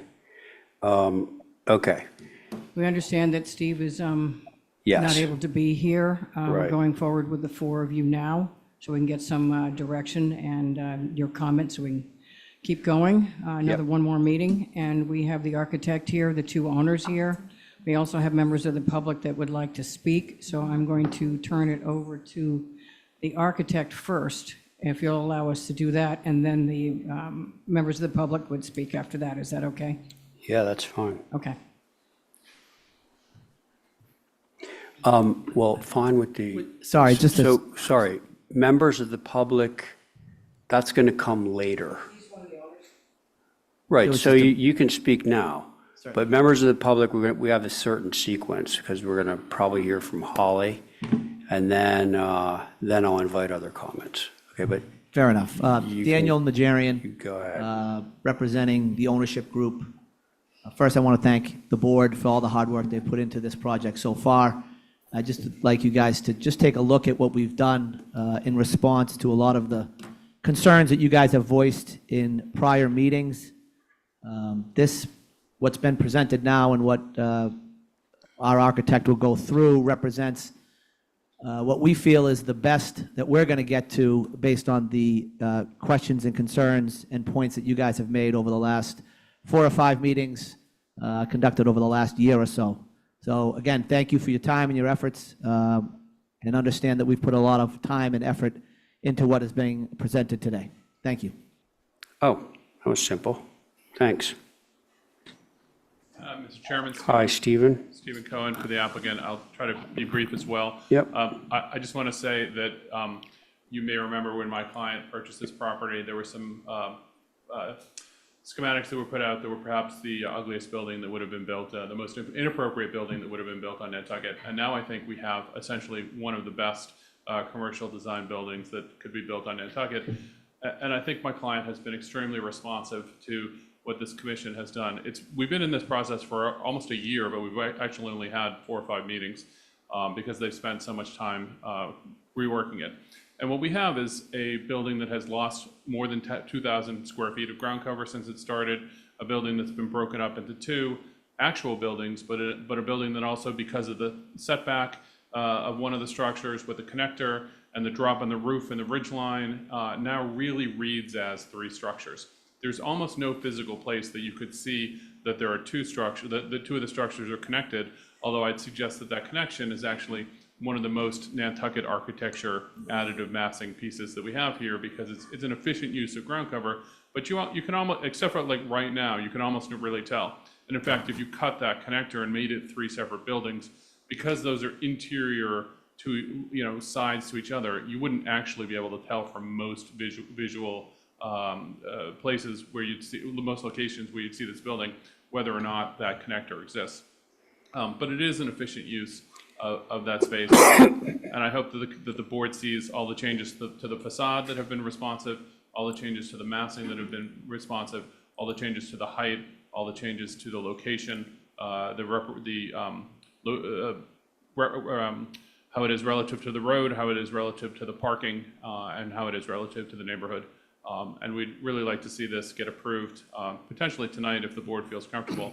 I know you have a lot of items on your agenda, and we'll see where it goes. Thank you. Okay, thanks. Are we going to hear from the architect on? Oh, okay. Because, in terms of like the actual changes that have occurred since the last hearing, it would be nice just to walk us through this. Sure, absolutely. And I've been accused of worse, but I am George Berg. I'm the project architect for RDA. We've been involved with this project since this ownership group picked it up for the most part. And it was over a year ago, I think, when Linda and I had an informal presentation of general massing thoughts with this group. And now we're at, actually, I think this is our 4th formal hearing. So a couple of things along the front. I don't know if you can pause it right here. Can you guys see the video behind you? Pause it right there. Oh, sorry. So I think the movie will represent it much better than the 2D drawings, but one of the comments that came back from the last time that we were here was the connector between, we have an A building now and a B building, but everybody felt that the A building looked like it was one giant mass, right? So there you go, right there, actually. So if you look at the top frame, you'll see now what we were able to do here is manipulate the plan on the upper floor so that we could drop that roof line down. That effective ridge is at 31 feet above grade now, and it had previously been up around 37.8. We were able to drop that down, so between the mass on the left and the mass on the right, again, what we're calling the A building, looks like it's connected from this perspective, but you're actually standing at a point across the street, probably inside the wall of Stop and Shop. So the perception of this is going to be very difficult to see. If you look at the movies walking up and down the street, it's very difficult to perceive that the buildings are connected until you're right there. We use this opportunity to be where we have the main entrance to the first floor retail space. And it's kind of reverse, right? Normally you would like to maybe have that be a little bit more prominent, a little bit more pronounced, but we think by doing what was suggested by members of this board before, trying to reduce that roof line, we've actually helped that, because now it's a clear, as you're walking down the street, you know clearly where to go. It does make the 2 buildings on the left and on the right, I shouldn't say that, it's all one building, but it makes them look like 2 separate buildings. You'll also notice that the main difference on the right-hand side of building A is we've turned a gable. We now have a gable facing the street again. We started way back in the day with gables bookending this one giant mass. And in the middle, we pulled back initially based on recommendations to help it break up as we look at it on the street. But now what you can see here is we've further manipulated it so that the buildings, A building on the left, B building on the right, and then the right-hand side of the A building, they all have different massings and scales and appearances. I shouldn't say massings. The massings are similar. But as was mentioned, as Steve mentioned just before me, we started with a footprint that's now approximately 1,800 square foot smaller than it was originally. And one of the major reasons is by cutting this thoroughfare, we were able to manipulate the buildings so that we could get a pedestrian walkway from Sparks Ave to the back, okay, and create additional frontages, if you will. The overall concept here is there's a smaller retail space on the right-hand side with 3 residential units towards the parking lot end along this pedestrian thoroughfare. within residential units on the upper floor. On the left-hand side is the larger of the two buildings, what we're calling the A building. But again, there's opportunities here for multiple entries into the commercial space, or the retail space, if you will, and then access to the upper floors and the lobby for the A building, for which there'll be an elevator to get to the upper floors and provide, access for, accessibility reasons to the upper floors of that building. We're handling accessibility in the B building on the right-hand side by providing one accessible unit on the ground floor level, accessible level, a 1-bedroom, a 2-bedroom, and a 3-bedroom.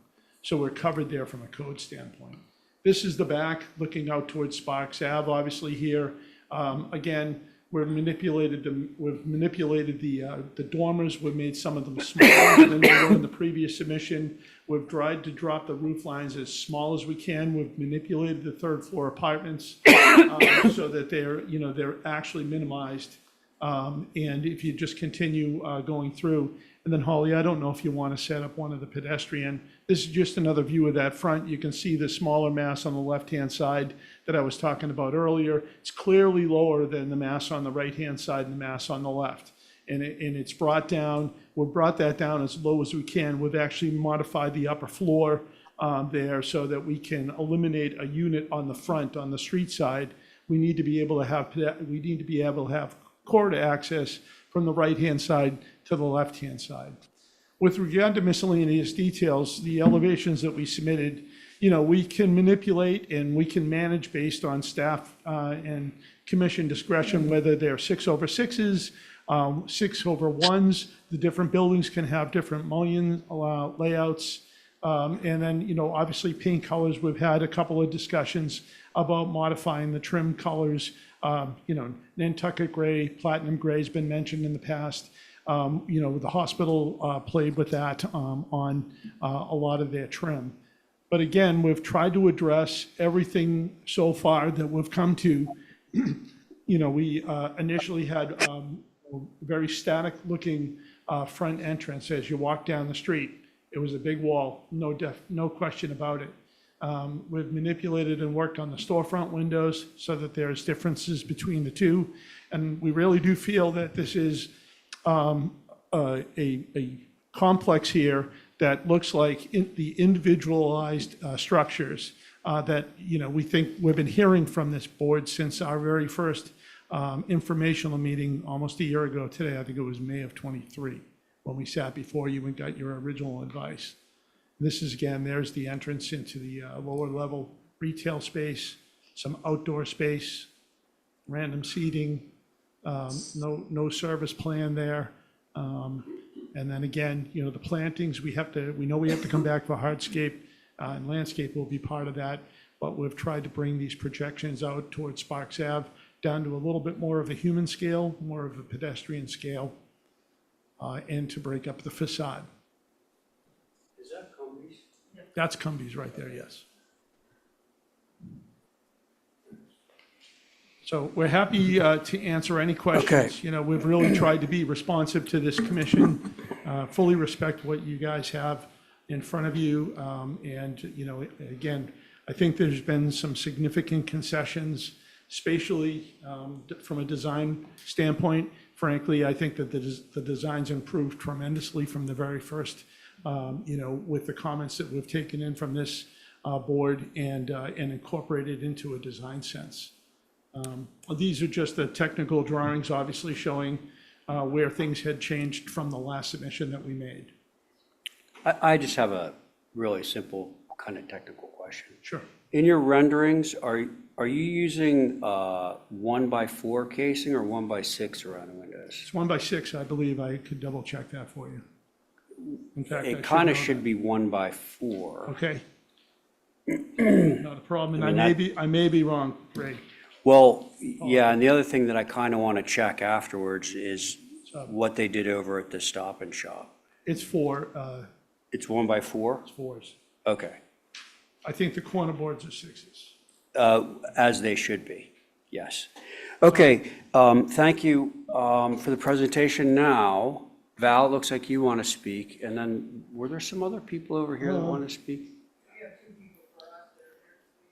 O- Okay, fine. Yep, I'll get to both of you. Val, go ahead. Okay, thank you, Mr. Chair. First, I'd like to say there are some positive changes here. I appreciate the dropping of the middle section down to 31 feet. The overall building height is still closer to 40 than 30. It's 36.8, I think. So just keep that in mind. There has been changes in the square footage over time. It started at 15,000 something, went up to 18, and it's back to 17 something. So there has been manipulation of mass, but it's certainly not smaller than the first submission. The middle mass, I think, is successful with the gable forward, the other way. And the reduction of dormers, I think that's a simpler look. The eave lines, however, are all the same. Just keep that in mind. It does effectively make it seem as though it's a lower mass or a story and a half, but it in fact is not. So overall, I think these changes are very positive, but the overall size of the structure did not change from the last iteration. You saw the footprint's exactly the same. And I would just say, again, it doesn't relate to what's around it. And I think that the scale should be still adapted more to what's in the area. And overall, less is more.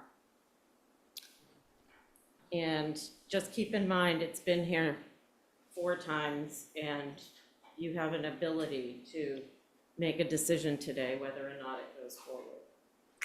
Val, thank you. Dalton, is that you? I got to get new contacts. It looked like you, I wanted to make sure. Thank you. Dalton Fraser. Personally, I think it's a great looking building, and as we know, that area right now doesn't look great. I'm a big proponent of development. I think it addresses some vital voids. The biggest one being year-round housing.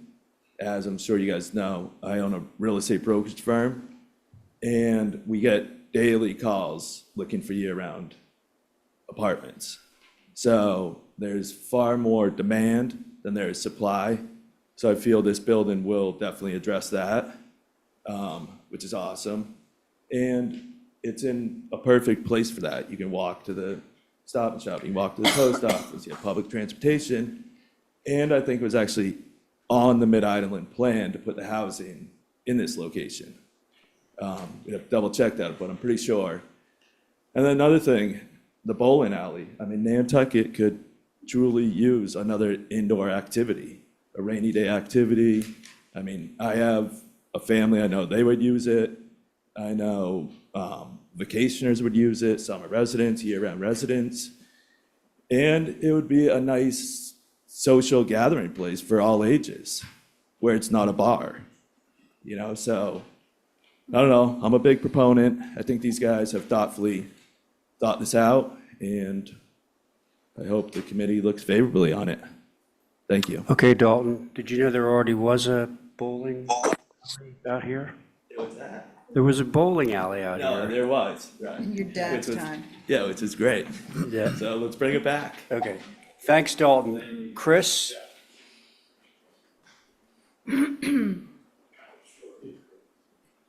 Chris Perez. Yeah, I'm speaking as a parent with children living on Nantucket. The simple fact that there will be a bowling alley setting up shop is very exciting to me and my children.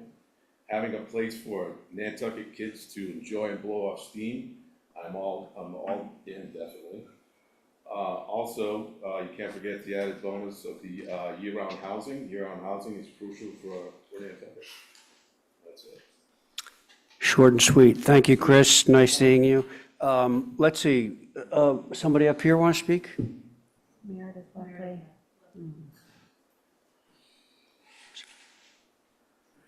Hi, can you hear me? Yep. Hi, this is Mary Lepre. I've spoken on this before. I heard most of what Val said, but I had to chase after my kids. I do think this is a significant improvement. I do think it is still a little bit too large. I don't hate bowling alleys, but honestly, if it was not associated with a bar, because I think we need less of those. I think we have more liquor licenses than most other towns in the state of Massachusetts. So we probably don't need another one. I also stated before there are lots of things for children to do on Nantucket. I have 3 kids and they are never bored here. So I don't know necessarily feel like a bowling alley is a necessity, especially not one associated with a bar.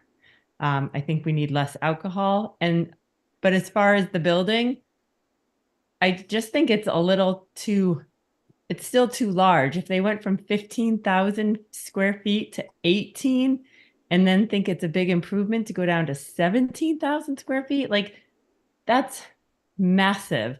And it does not really look like they have enough parking for the number of apartments there would be. So, and I just think 36 feet, that's a very tall building. And it's in the middle of the island. And I just think that there are some improvements that can still happen. Thanks. Mary, thank you. Thank you very much. Was there anyone else that wanted to speak on this? I would like to speak if I can as a resident. Well, of course. Diane, go ahead. Your shower. Excuse me. I think it has improved You're right. to some respect. I would like to see it dropped. Being on the HTC when Stop and Shop came up, we worked for 2 years to get down to 30 feet, which they complied with. I think it makes a difference in the height that is part of our historic background. And the buildings are good. I would like hopefully to see them fit in, looking around where they are down in Alexandria Drive and all that, what the surrounding area is like. But I think to me, the most important thing is to bring the height down and perhaps have a few one-story things out on the back. Thank you. Okay, Diane, thank you very much. Anybody else before it goes to the board? Will we have an opportunity to respond to board comments, right? Yeah, Okay. yeah, given the size and all that, I'll give you an opportunity, brief. Sure. Holly, did you want to say something? Yes, please, go. Thank you, Mr. Chair. So first, I wanted to mention that the planning board has already looked at the use and the site. They've already gone that, and that's already been done. So I just want to mention as far as that comment on parking. Regarding the architecture, I appreciate the changes since the last meeting, dropping that connector, eliminating the shed dormer, adding gables up to the spark side elevation, also providing 6/1 double hungs to the building B, creating that storefront windows that resemble more of a downtown approach. I think that was talked about a lot. Actually, when you go on the street view, it looks very similar to some of the street downtown windows that are on Broad Street specifically.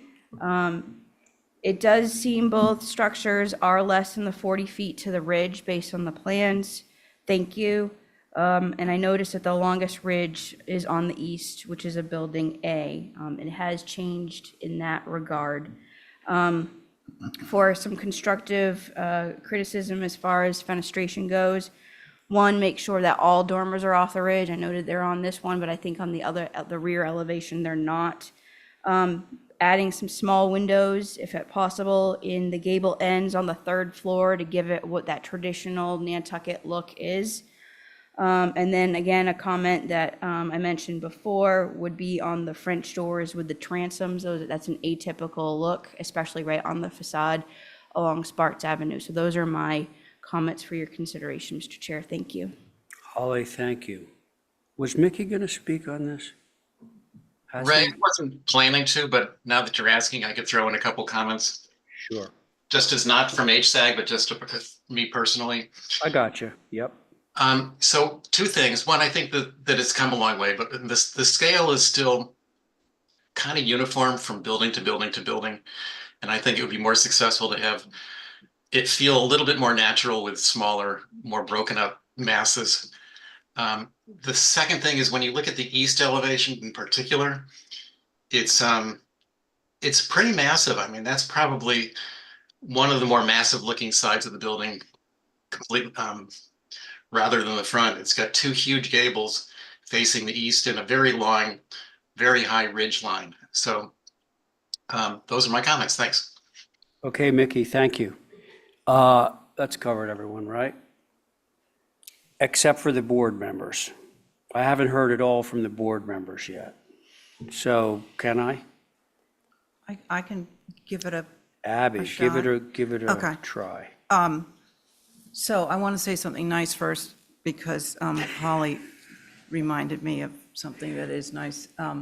I do like the store window front on the first floor. I think that's very attractive, and it is reminiscent of downtown Nantucket in the historic district. But for me, it's still overwhelming mass for this neighborhood. It still stretches from Cumbies to House Fitters, and does not feel like Nantucket to me. The two buildings are so close together, it reads as one. And I guess I would prefer to see three buildings with different heights and a mix of roof planes. The dormers draw your eye up and draws attention to its height. I think if we could scale down those dormers, it would be a win. So one of my problems I've had with this is that it faces north, and it's going to be a very large shadow on Sparks Avenue. And I think the far right with that porch on it is just going to make that even darker. So if there was a perfect world, I mean, I would push that smaller building back and let, right there. Push this, this is just, I like this, but I think in this situation, it's just going to make it darker in there. So I think push it back I don't think zoning into the allows park. us to go further back than 5 feet Well, due to zoning there. let's just allow the commissioners to say what they want to say. Yeah, do you understand what I'm talking Oh, I about, understand shadow? exactly what Okay. you're saying, yeah. Because it faces north, west is going to be down near the high school. So if you want to make a decent place for the public to sit and be in the sunshine, you've got to look at that, where this, and we are craving sunshine in the winter. It's just like, where is it? So, and then the back of the building, I wish there was more variation. It just is reading more as a solid mass. So I would like you to work a little bit more on that. Thank you. Abby, thank you. Who's next? I'll go. That would be Joe Paul. One of the comments that was made was that you'll be coming back with hardscape and landscape, and I just want to say that I don't think there's any way to evaluate this without thinking about hardscape and landscape all at the same time, and all of your renderings have them. So I like to say for the record that any approval that we give is, I'm not saying it's happening tonight, but like that image that you just went by with the brick area and the brick pedestrian way that goes between the buildings and the greenery that is there on, is that the west end? And this greenery that's here, I think all of that is absolutely critical to the streetscape. And really appreciate that you did push that building back and you've made those adjustments, because I think it's very important. So I just want to say that any comments that I think any of the board members make, we're factoring in what we're seeing in these things graphically. It's not to me, this is a slightly different application. We're not just looking at the black and white elevation drawings. Integral with your presentation are these 3D renderings, so I think that's important to say. I do think that Steve makes a good point, Steve Cohen, regarding the link that, it sort of works against you and for you, I guess, in a way. Because when you do navigate up and down this street, there's going to be no perception that the buildings are separate. However, when you're in front of it, you've now separated the building, you've got a pedestrian walkway, there's going to be some commercial space along there. I can imagine myself walking through there, or people that live here will navigate through that space versus going around the building. I think that's a great thing to have. But it's still going to feel like one large building. I think the move that makes it feel broken up is that step back that you took initially in the greenery out front. So I think if you were to separate this into 3 buildings, I don't think it's going to make a difference, personally. I think driving up and down that road, it's going to feel like one big building until you slow down or in front of it. As in a pedestrian, it's going to feel like separate buildings. But I think that the link that you've done and removing the dormers on that link has definitely helped to break it up. The gable forward and the asymmetry there, I think, is helpful. I actually feel like, and this is in reference to the 3D drawings, when I look at those and look at the video, I feel like the streetscape feels good and appropriate. I think Abby's comment about the shadowing along Sparks, that actually makes a lot of sense. So I started looking at the east and west elevations. Like on the Cumberland Farms side, you've got, well, we're heading away from that, but there's a little pent roof that you have over here. This might be minor, but I feel like that could get extended and capture those 4 light windows, and you've got some lattice shown on here. I actually think that needs to happen. Those little details, I think, need to happen on the large shingled areas, because you've successfully done that here. That's where landscape and these trellises make a huge difference on this building. I don't think you can separate the two in a conversation. Same thing with this pergola structure. Another one of those pergola structures somewhere I think would be helpful. Like that has a real pedestrian scale. I love it. This over here, I think there's an opportunity to soften this elevation. I was wondering whether or not, oops. Yeah, oops. Yeah. Oh yeah, there you go. There you go. Whether or not there's a little bay that could bump out. But then if you look at that roof where the porch is, I think that thing could go all the way across and connect the buildings, and then you lose that 2-story elevation. I think that would help. I do think that even though we're looking at a 3-story gable end, by differentiating the commercial level from the residential level, you've really broken it up. And I think a conversation about paint color could take that a little bit further. I guess my final comment has to do with height. I don't care what happens inside the building. I mean, I live here year round. A bowling alley would be great. My daughter would love it. And I'd go to the bowling alley, but I don't think we can approve it based on that. Is it a community amenity? Absolutely. Now, the housing component, I said I didn't care what's inside of it, but it's going to be housing. The commercial element, I think, could change over time. But the housing component is real, and I think we all know you can't get 3 stories in a 30-foot house. It's not going to happen.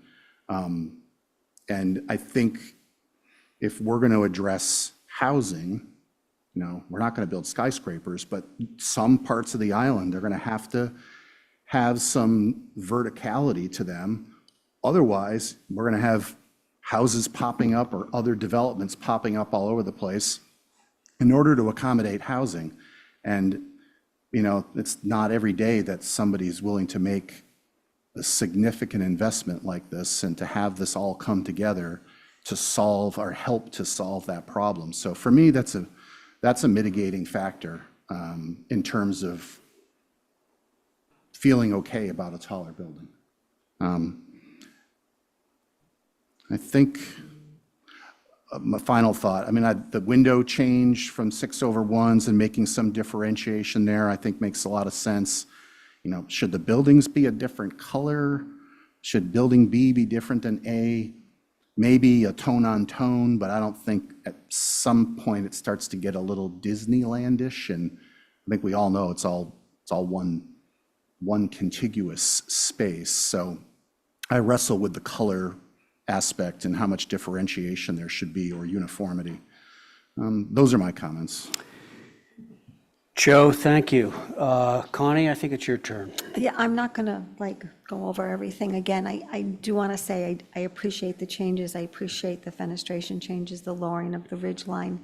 And just to build on a point that Joe said, the smaller building, the back, and I know it's not visible from the street, I would hope that we could do something to break that one up. That's the only side to me out of all of them that I just think needs a little bit of tweaking. Yes, that one right there. Yep. You know, you've got the pergola and the trellises, but I would just, and I don't, have really,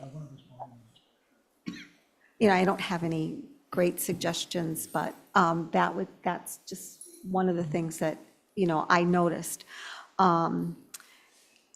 It is a tall building,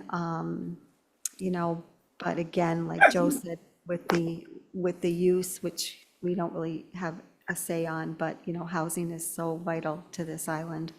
And I agree about the hardscape. I look at it and I look at the trees and everything, and it just, that's to me what softens it and makes it look like something that could, possibly fit in. But again, I don't want to rehash what everyone else has said. Sure. I think we're certainly moving in the right direction. Thanks. Thank you. Okay, Connie, thank you. I don't have a lot to say. I think it's come a long way. I like, the first major gesture was the separation into two buildings. The second major gesture, in my opinion, was this reduced two-story piece that kind of creates a virtual, distinction between, it's one building that would reappear as two. So that to me is good.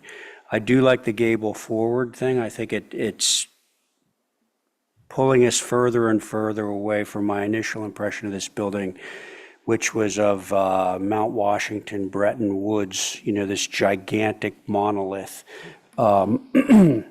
which looks really nice up in Mount Washington. Not quite as good on Sparks Avenue. So I appreciate all those gestures. Do want to weigh in on the color. It's so large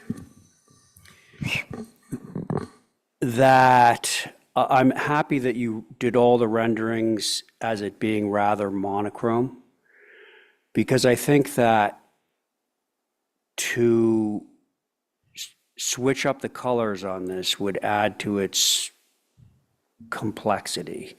And I think that the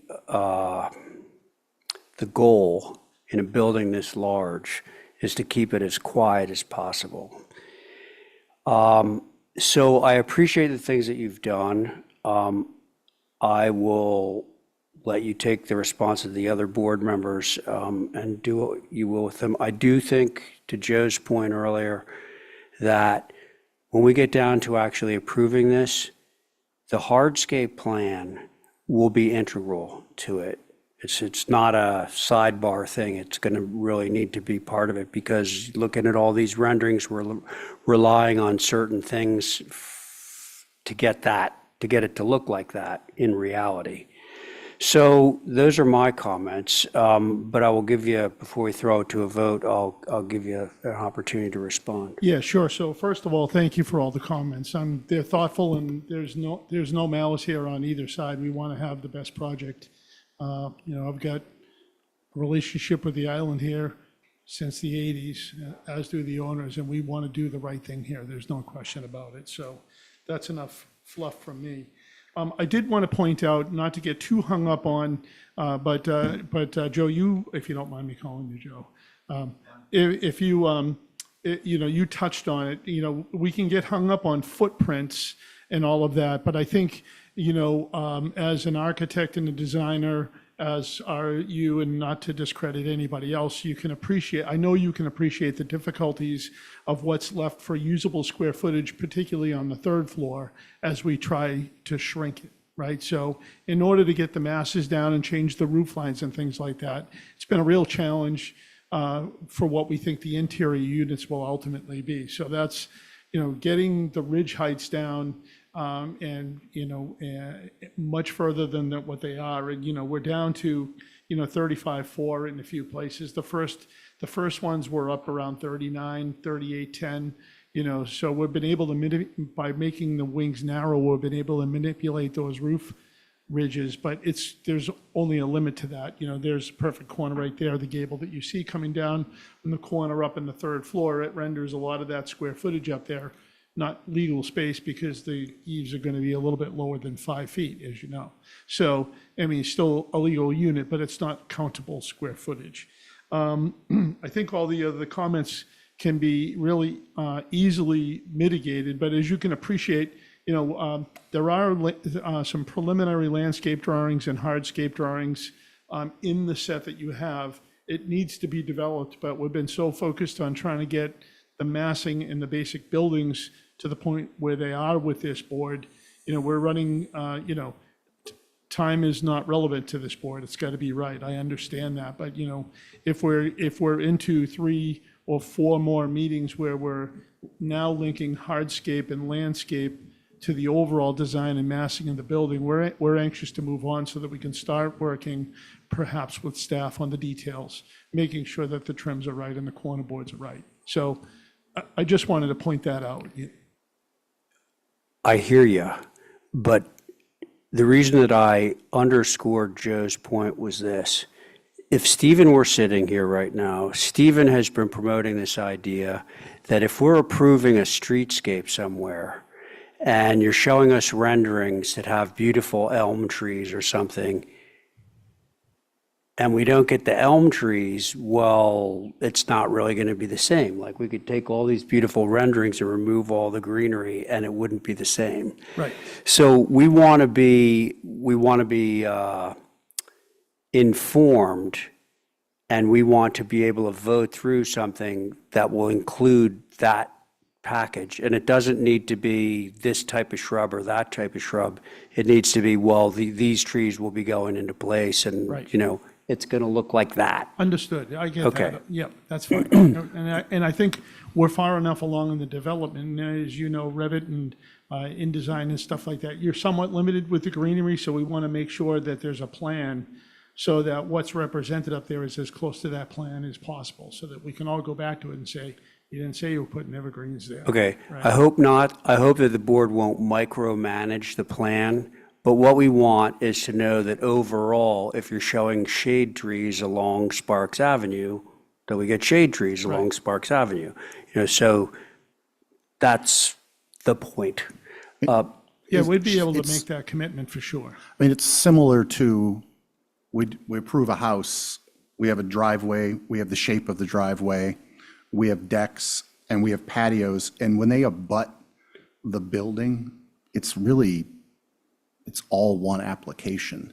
Sometimes, if you have an isolated patio or a pool with a patio, it's a separate application, but I don't, this is a question for the chair. I think that if you have a site plan, or even your floor plans show brick hardscape, that, we don't need a brick sample necessarily, but if that all of a sudden showed up as bluestone, that would completely change it. In the specific plants, I think knowing where greenery and knowing where hardscape is, for me, it's on the plan, and if we approve a site plan, I feel like we are kind of approving that Well, to we some can, degree. we can note it as such. Yeah. I think ordinarily we're saying, well, no, the hardscape's a separate application, but if we, it's at the board's discretion. If we say we're going to approve this plan with the hardscape the way it's shown here, and the soft. And as it develops, then you could come back and say, we're going to provide these specific trees, I think, but if it gets to that. Right. Correct. Looks like Stephen wants to say something. Sure. Again, I think that, I often tell my clients that going to the HTC is like the dentist, like it's a little bit of a rough visit, but you're usually better after than before. And I think that's particularly true here, that the end result is really a lot better. I think that the massing is something that the people who are dissatisfied with the massing are never going to be satisfied, because we'd have to be with a, take 30% out or something to make them happy, and that's just not going to happen. As someone who works on the shady side of Main Street, I appreciate Abby's comments about the shade, but unfortunately, because of the way the planning board rules are for the Mid-Island area, we're actually really required to keep most of the building up on the street under those zoning and planning rules. So it would be extremely difficult to make a meaningful pushback of that building, and I think a couple of feet wouldn't do it. Otherwise, basically everything that I've heard tonight, Ray had a couple of specific comments, Joe Paul had a couple of specific comments, and Holly had 5 or 6 or 8 laundry list. Those are all comments that are easily, and that the applicant will incorporate in the next version. And I think Joe's actually were more, and Connie had some more general comments about the fenestration of the buildings, the back and the side. And I think those are all actually opportunities to, and my client agrees that those are opportunities to make the building look really much nicer, soften it up, add some character to it. So I think you'll see the next version will essentially incorporate every change that was requested tonight, except the ability to like take 30% out of it, or to significantly move back that building.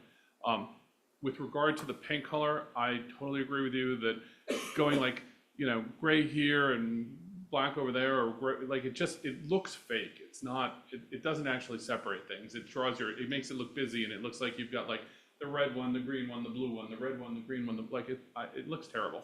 So I'm glad we're not going in that direction.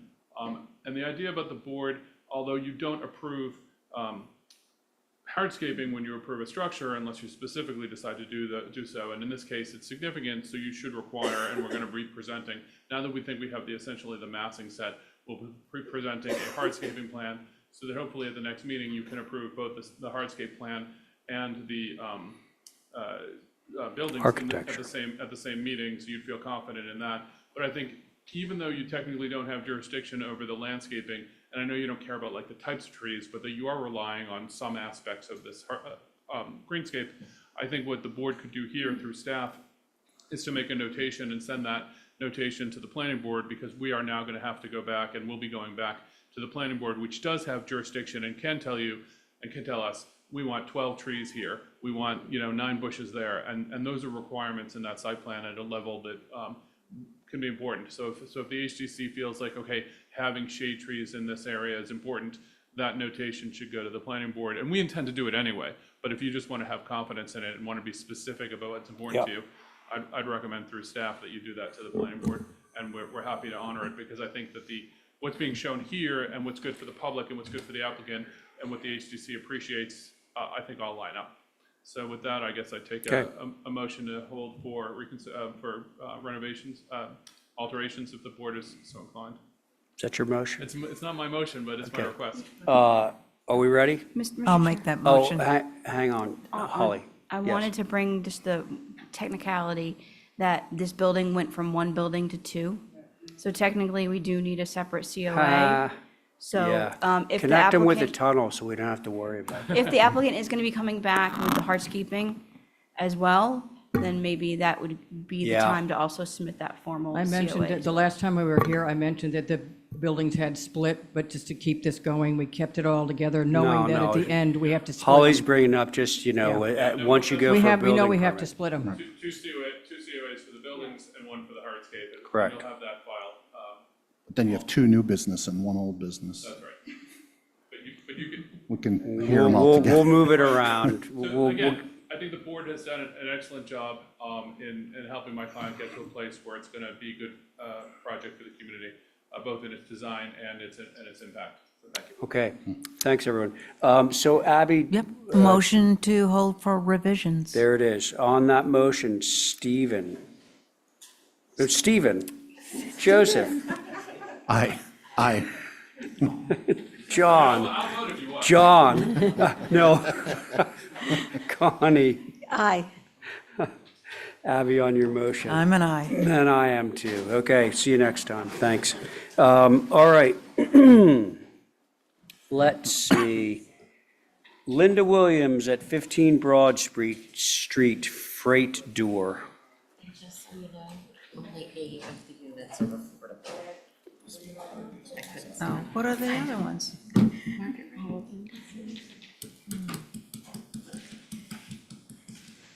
Only, how many units are there? Like 20? I was going to ask that question. Does anybody know the answer to that? 30? Not very many. How many units? No, there's a lot. No, maybe 20, at least 20. I think there's, Doesn't sound like a lot. It doesn't, but They get to move in there. yeah. They're small. Okay, let's see. Everybody's here, right? Is Val back? Yes, I'm just showing them. Okay, all right. You sitting on this, Val? Just making sure. Who's the alternate? darn it. Joe? I was going to do Connie.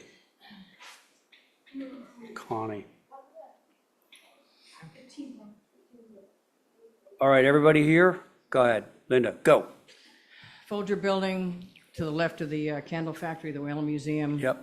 Not old. 65, what did I say on there? 70? Yeah. They have a lot of exhibit space on the second floor, and there isn't another way to get all the stuff up, the boats, et cetera, up to that second floor. They want to put a freight door on the second floor of the Folger. It's on the second floor. Yeah. Did you come in for another building with a freight door? No? The seafood place had Not me. kind of looked like one.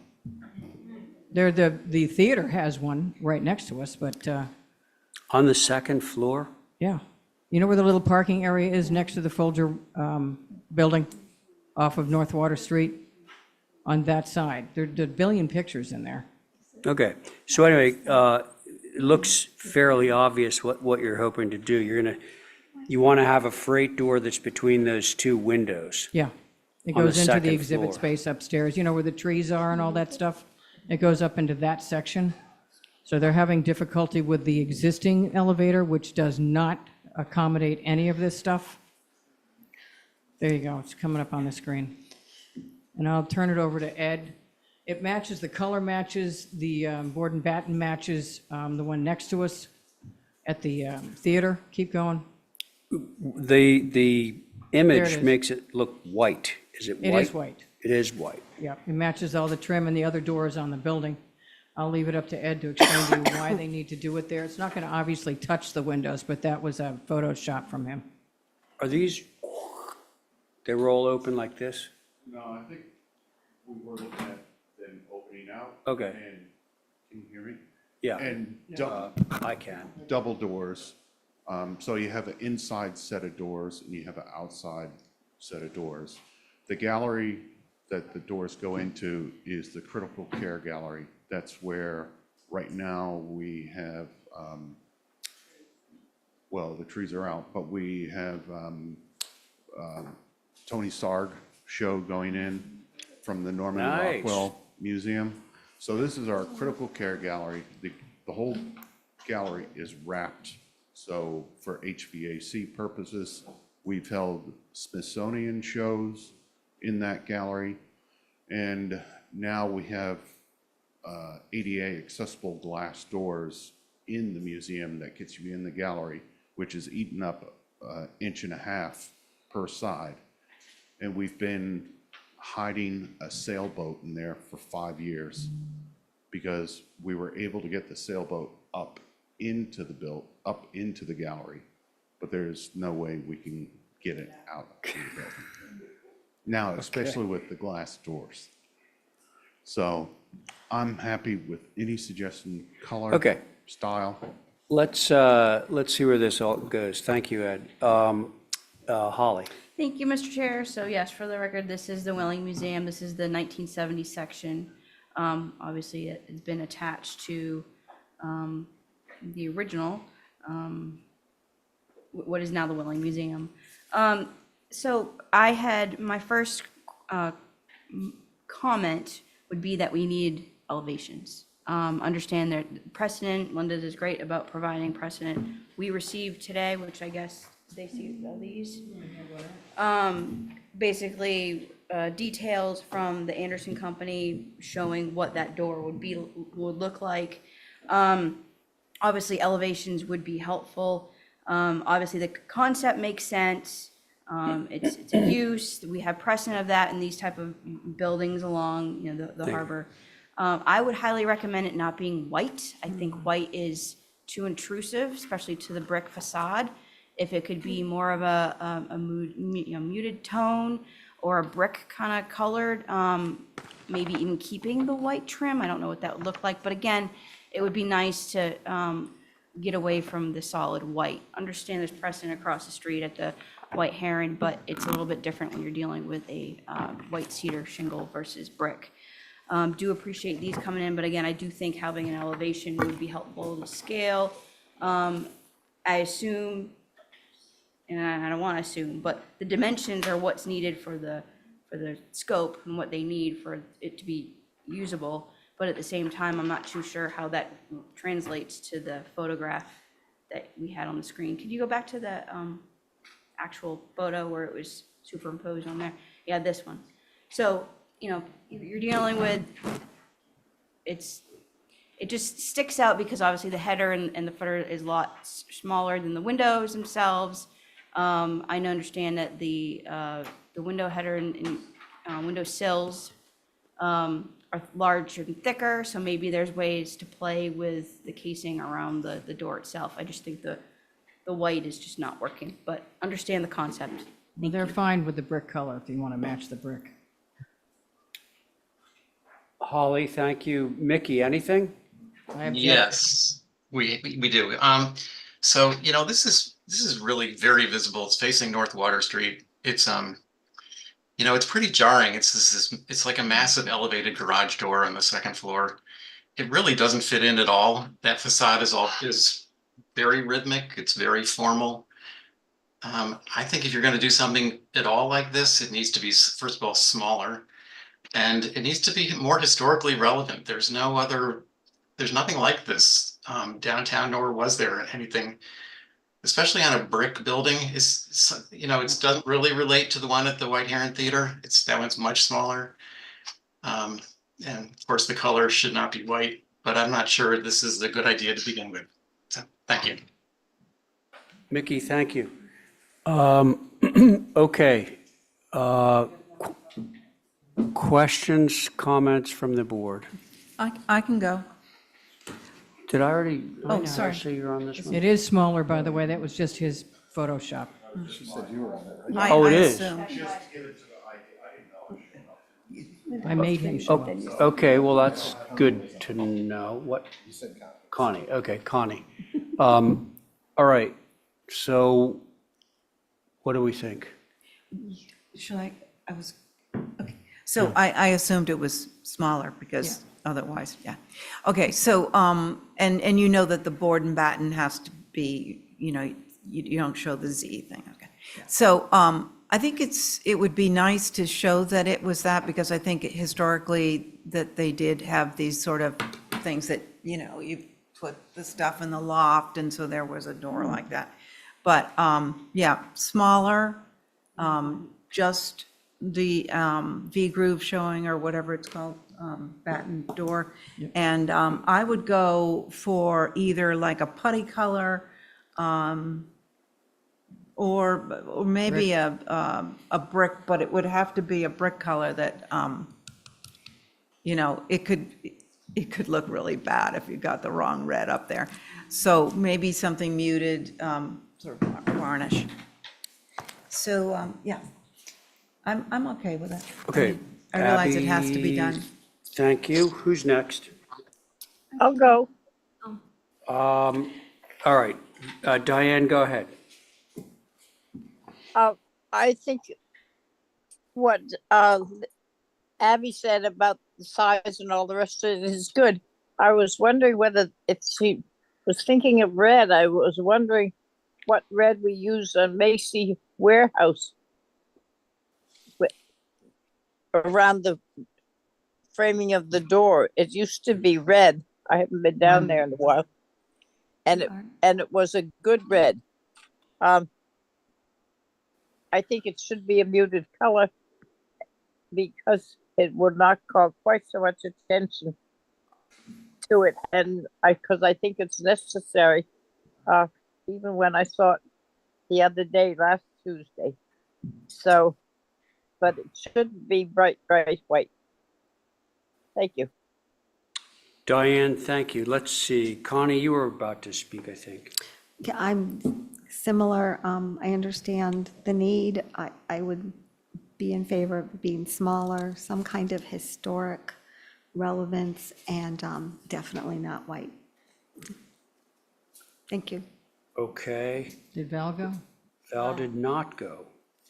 I think some kind of barn type door, as Abby said, which is an obvious barn door. Like white use, sweater?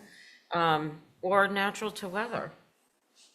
Yeah, there's nothing natural to weather over there. I think red looks The better. front doors are natural to weather. It looks better Wood. red. Heck, really. let Val But I'm not speak. allowed to have an opinion. That's right. Did I have you speak? I'm sorry, I erred. Strike Val's comments from the record, please. Okay, Val, had you finished? Yes. All right, thank you. So I think that was everybody else, right? So I do have a question, Ed. The graphic makes it appear that they're overlay. Are these flush with the brick?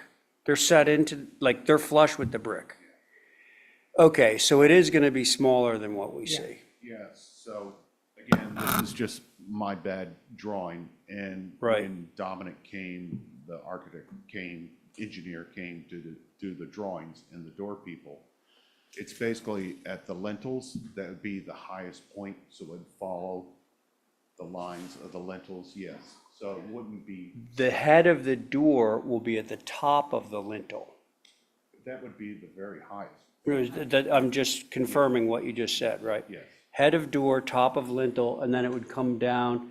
Well, the other thing is how far off of the windows they actually gonna be, do you know? Below the window? No, to the side, like how much They're brick are 8 we? feet wide. Yeah. But I can't tell like how wide that is, Start right? counting bricks. How? No, I know it's 8 feet wide, but like, how wide is it from there to there? Oh, across? Yeah, It, like if it's 10 feet across, it's an 8-foot door, that means Yeah. we see a foot of brick on either side. Huge difference. so I think I need to give you a drawing. Well, that would be helpful, but, It does not go window to window, there is yeah, see, I think the more brick we see, the better. And the fact that they're set in is good. And my opinion about the color is that to try and match red on red brick is going to be well nigh impossible. And so somebody mentioned gray, and I thought, well, gray is, kind of neutral, little sort of like industrial, because this is kind of an industrial function. That would be my opinion of things. But I'm fine actually with natural to weather too, as long as it's not like pine. But I'm not sure you're going to get that from upstate, to tell you the truth. Upstate's going to want to do it in some material that they can pre-paint, so it doesn't fall apart. So, question, is the lintel on these doors going to be at the same level as the two Yes. windows on either side? Yes. Okay, I just want to make sure I heard that right. No, okay. Unless I heard it wrong. There ain't going to be a lintel going across the top. That's the top of the door is there. Right? The same height as the window. Right, there's no frame. Door at the same height as the window. Yeah. Like, we're not going to have a lintel over top of these doors. Oh, because it's not inset. No. Well, it is. Exceed the height of the level. Yeah. So the top of the door, Abby, is going to be up there. If you guys could just do a sketch so that we have Yes, it really clear to for us, scale, that would be ideal. Okay? Is that? Oh, come on. I- No. Well, Well, let's not spend any more time on it, because we're just guessing what it's gonna be, Right, so. but I'll come back to you with a drawing. just, yeah. I'm Great. okay with doing it through staff if you wanna. yeah, I am too, as long as we can see it. All right? Sign off I on mean, I'll sign off on it. Through staff. So when it goes to you guys, call me and I'll take a look and make sure it's okay. All right? Good? Should we move it? Yeah. Motion to approve through staff with Ray giving the sign off. Okay, that's Val's motion on Val's motion. Abby, I'm an aye. Diane, Connie, Aye. Diane, Do you want this one? Val on your motion. Aye. All right. Did we lose? Aye, aye. Oh, aye. there she is. Okay, thanks, Diane, and I'm in favor. Okay, thank you, guys. Thank you. All right, let's see. We're striking the next two. They've been stricken, so that means that we're on to 41B Cliff Road, right? Yep. Driveway. Okay, this one's to Joe. Okay.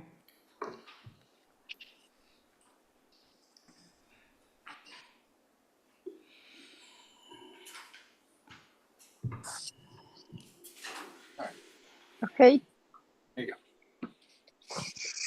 Go ahead, Linda. There are a lot of pictures involved with this one. This is, you just guys want are the fairly drawing. familiar with this one. It goes straight uphill, where everybody used to have the little King Charles Spaniels in the building. Oh, Barker. Yeah, we've done a lot of improvements up there. You guys approved a pool house, an addition in the back. Yep. Some brickwork changes in the front where it had the weird sort of steps going up into the landing. And So what are you doing? we're just extending the brick up the driveway about 20 feet. Now, your Bracken drawing says it's a shell drive. That's. Right. It the is shell picture now. shows it is I shell. know.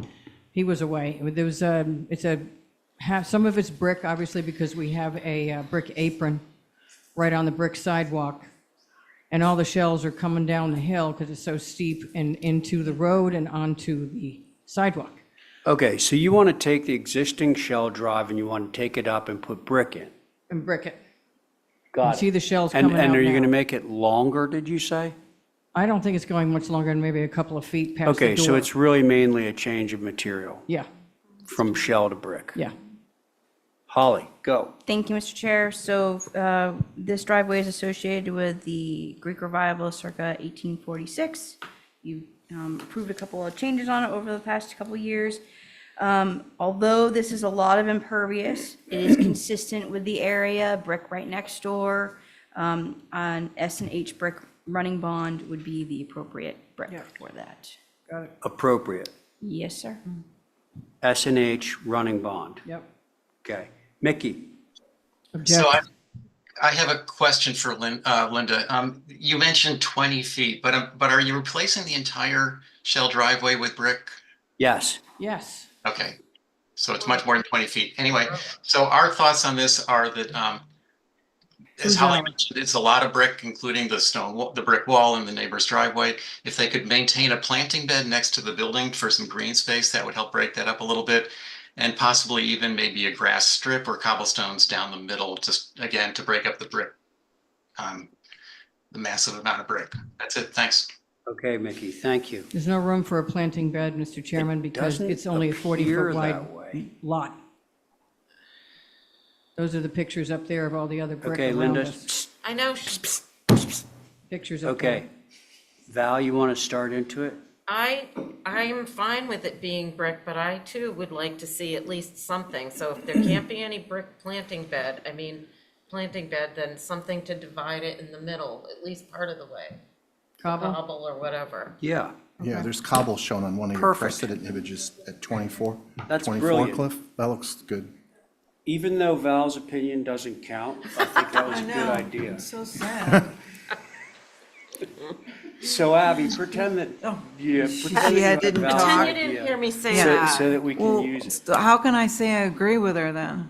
No, just say I Okay. had this brilliant All idea. right, so I agree with the mixing up the, I can't stand shells running down. I can't stand can't it. So either. brick and stone's fine. You could do a trellis with some green to separate the hardscape going up the side of the wall.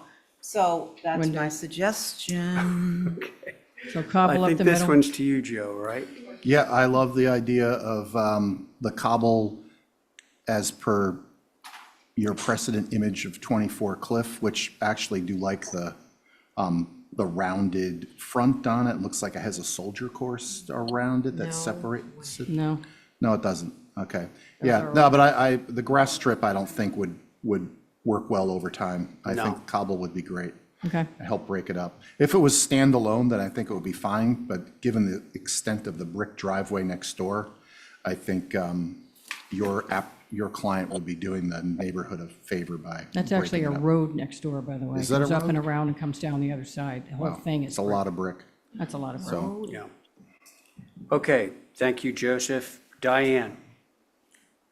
Yes, I like the idea of the brick running bond with the cobblies or something in the middle to break it up. And Okay. I think that whoever thought of, I don't know if it was Abby or Val, thought of putting the trellis up so that you got some green on either one side or the other. It looks like the neighbors come right up to it, but maybe with some discussion with them, something could be done to make it look a little softer. We don't own that part. I know you don't. I didn't say that. I just said, talk to the neighbors. Sometimes it works. Okay. Diane? Thank you. Yep. All right. Yeah, I'm totally in favor of Abby's idea that she stole from Val. So do we want to move this one? Through staff? Yeah, definitely through staff. So what was it? Yeah. Motion to approve through staff with a cobble Up strip the in the middle. middle? Yeah. And, That's it. I think that's all there's room for. Okay. Honestly. that's my motion. Okay. On that motion, Abby, Aye. Joseph, aye. Diane, Aye. thank you, and I'm in favor. Oh, actually, Val on your motion, Aye. and I'm in favor. Okay, there's that. 61 Fairgrounds. There's no application, it's simply pictures. Okay. No, there were applications, and the other 2 or 3 were approved for some reason, and these just Hang got on, left hang on. off. Linda, hold on. Is it a fence? These have been hanging around for a while, guys. Linda, we don't have the application, so. Yes, they do, but it was like a month ago. It's And for some reason, only half of them got approved and not these other 2. I thought we approved 3. Well, I thought we approved them all too, and all of a sudden they appeared back on the agenda last month. Well, I will corroborate that in the view package here, all I see is a site plan and some photographs. It's under That's- 15 Parker Lane below it, I think. Yeah, I think it is too. Oh, is that, well, But that's also a Yeah, they all fence. have different addresses now. So, They're just fences, guys. well, hold on, Linda. are we still on this? No. No, Are they different fences though? Because there's only No. one fence that's shown under there's a fence Parker. between D and C, C and B, and then Parker. I mean, they all have different addresses now, 63, 61, 15 Parker, and the other one that was already sold out to a private family at 13 Parker. Because So there is one D with is all done, split with a rail, pool and a fence. Hey, 6 foot, I know. yeah. let's rein it in, okay? But they've been in there for Oh. over a month. Linda, please stop. Thank you. Okay. Is it Connie on this one? I am not finding anything other than photographs for 61 Fairgrounds Road. There I were looked site at- plans and everything Linda, else. please stop. And then, so 15 Parker Lane, I actually have an application that I can look at. So my suggestion is that the board go to their 15 Parker Lane, and we can start in there and maybe figure out what's going on at 61 Fairgrounds in the process. Unbelievable. Okay? Want to try that? Well, if they were sent in as different, They were separate. yeah, so, no. Connie, you're on this. If you send in Okay. pictures separately, that happens. It has to all be scanned Yeah, but together. Val, the Okay. application's been in for over a month. Linda, And why look, do we only have? I don't okay, know. everybody I'm not in stop. charge of Everybody that. stop right now. We are going to review 15 Parker Lane right now because all the information is in front of us, okay? 15 Okay? should give you both of them, 61 and Right, 15. that's what I'm suggesting. So let's start with 15 Parker Lane. Same site plan. All right? There it is. So everyone's looking at this site plan. And you want to have, on 15, it looks like you want to have a split rail fence. And then you want to have a 6-foot tall, 5-in-1 board fence. Which matches D. Along a portion of it, Yep. right? Yep. Is that all we're looking at? You'd have to pull the thing up. We've got a pool on, you approved the pool on C, which is 61. You approved the pool on D, which is 63. There looks like There's a three pool on pools. Parker.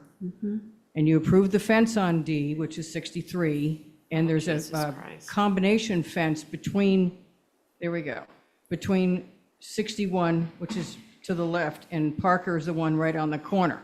You'll see the pool there. You've already approved the shed. So you see the This pool is there, all there's for a a fence. fence. It's all for a fence and the pool right behind the fence, which Okay, is I that wanna tiny be thing. clear. I want to be very The clear. pool is here. not on this application. Yes, it is. It is not. Wait, is this under review right now? It is. This pool- Linda, it says fence. That's all is on the application. Well, I can't help that. I didn't put this one together, obviously. Okay.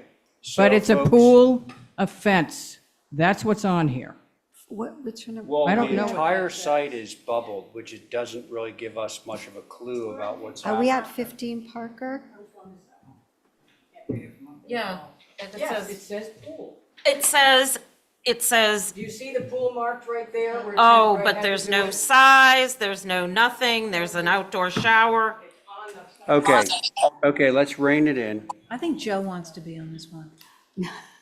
I can tell. You can I don't want tell. to be on it at all. No, But nor it's do marked as I. a pool. The pool is on the plan. The dimensions should be on the plan. Obviously, your eye did the plan. It's a fence in the pool. The pool, there's a combination fence. Part of the fence is on C, and part of the fence is on Parker, which is why it's sort of the bubble split between the two, because you have to control your own fence when you have a pool. Yeah, all right, And when so you get Linda, over to Linda, that the side- pool on the other neighboring lot has You already already been approved. approved. Yes. Okay, so the only thing that we are approving on 61 Fairgrounds is that little length of fence. Fence, yes. Well, Is that the middle? Has everybody got it? yeah, but I have some concerns Okay, that go. aren't on this plan, because I go by this every day. Okay, go. There is some AC equipment on the Parker Lane side, and there's no fence, there's nothing hiding it. You have a split rail fence on the road, which you don't need to apply for, and then another piece of split rail fence. But where the building is from side to side, really, is that, On the Parker Lane side, Val, or the fairgrounds? on side? Parker? Yes, there's a Because shed that going is in the, there. huh? There's a shed going in there. You've There already can't approved be it. a shed, Linda, on Parker Lane when it's in the 10-foot setback. How close to the road is it? Right? Bless you. I drive by it every Roll up day. to the- Oh, you mean because it straddles that Right little line? here. From here to there is what seems to be wide open, and this is where the big AC equipment is. On the Parker Lane side? Okay. All I know is that on the original approval, you made us screen the death out of that side of the road. Obviously, we can't do it under construction. But there was already a Okay. hardscape plan approved with all the screening on that side because of that. Okay, I'm going to ask, this is something that will be picked up. You'll make note of it, all right? It's visible right now. Yep. We have to wait until it's done, until they request the site viewing. And if it shows up, then we can take care of that problem then, all right? You okay with that? Yeah, I guess so. All right. Seems. Because that's so haphazard, generally the the way whole we thing. do it. So now, we are now reviewing, we're taking it out of order, even though we now know what's happening at Fairgrounds. But at 15 Parker Lane, Yeah. and again, Connie's going to be on both of these. Okay. 15 Parker Lane, we are indeed reviewing a pool that appears to me to be about 8 feet wide by about 12, 15 feet long. I think it's 15. And is it raised? No, Is it's it? flush with the ground. Well, see, Val's raising very good points because not we raised. don't know. It's flush with the ground like the other two you already approved. Plunge pools are usually not. This Okay, is in the so- ground. Okay, flush to the ground. Yeah. Okay, so now what we got is a split rail fence, that's the green, and then we have the Fence. 5-in-1 fence on the side, okay? Comments from the board? A complete application would be Okay, great. But I also have concern that from Fairgrounds Road, there's a little tiny shed there and there's a gap to the house. Are we gonna see it or can we, I The mean, fence we goes all the way from the apply our combination all over the caveat house. to it so we can make It's sure written we right don't there. see it? Fence goes all the way across. no, Linda! that's a split rail If you would fence. just No, stop not that. talking, The here. 5-in-1. Yes.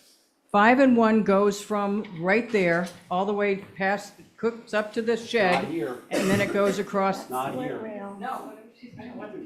That's All a right, split so rail. what Val is saying is you're standing here, Yeah. you look straight through and you see that. No, you don't. The fence right here goes to the shed and then from the shed to the house. It Well, it's doesn't not show drawn that. there. Doesn't show that. My drawing has it. I don't know All what right, this I is. motion to hold this for a proper application. This is not the one I put in. Yeah, she's right. Val's right. I go Okay. along with Val, yes. Okay, so we're gonna hold 15 Parker Lane for complete information. Yes. Yes, let's do it for both. We spent a lot of time on this. Can I get a motion on both of them? My motion is to hold for complete application. There you Well, go. Mine applications were complete. Which would Okay. include the size of the pool. Yes, Its I had it height on the above list. grade. Right. And the full extent of the fence work. Thank you. We had pulled these and I had resubmitted new ones a month ago. Okay, so did somebody make that motion? I did. Okay, that's Val's motion on both of these applications. Did Abby disappear? She, Ray, can this come back next week? My plans are already Well, in there somewhere. it would if we were having a meeting, but it'll come back at the next meeting, Oh, that's which right, is it's not. town meeting. Yes, so the next meeting it'll be up, yes. So both of you guys are on this. So Val's motion, you know what it is. Joe? aye. Thank you. Connie? Aye. Diane? Aye, Thank you. Val, your motion, Aye. and I'm in favor. Okay, so that's that. Now we have Val Oliver. Oh, we're to old business now, 4-9. Ray, when you step off, I have to have a conversation with you. When I step off, Yeah, you're not on a couple of these. oh, but we'll see how that goes, because Stephen's chairing and Stephen's not here. Okay, so 32 York, myself, Abby, Diane, Connie, Carrie, and are you good with 4 there, Val? Yeah. Because you don't have Carrie. Okay, 32 York, No, but we have Robin Youngman with us, so we need to do. did I? Right. But I'm on the right application, right? 32 York. Yeah. So the board is myself, Abby, Diane, Connie. Right? So let's move forward with that. Oh, Carrie was sitting on it. Carrie was sitting on it, correct.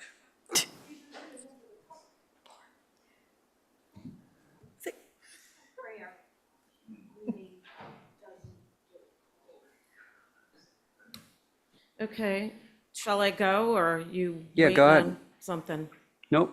okay. This was reviewed in February initially, and it was held for more information. So we took more photos of the interiors of the windows and are showing you that they have these metal channels. And we think that style is like circa 1948. What were you hoping to do, just We refresh wanted the to, board? we want to put new windows in. Okay, and what type? And we have been asking for Anderson, but that doesn't seem to be getting us anywhere. So we're proposing Anderson in some places in the front section of the building, which is considered the original. You're proposing Anderson in the front? No, I didn't finish saying it.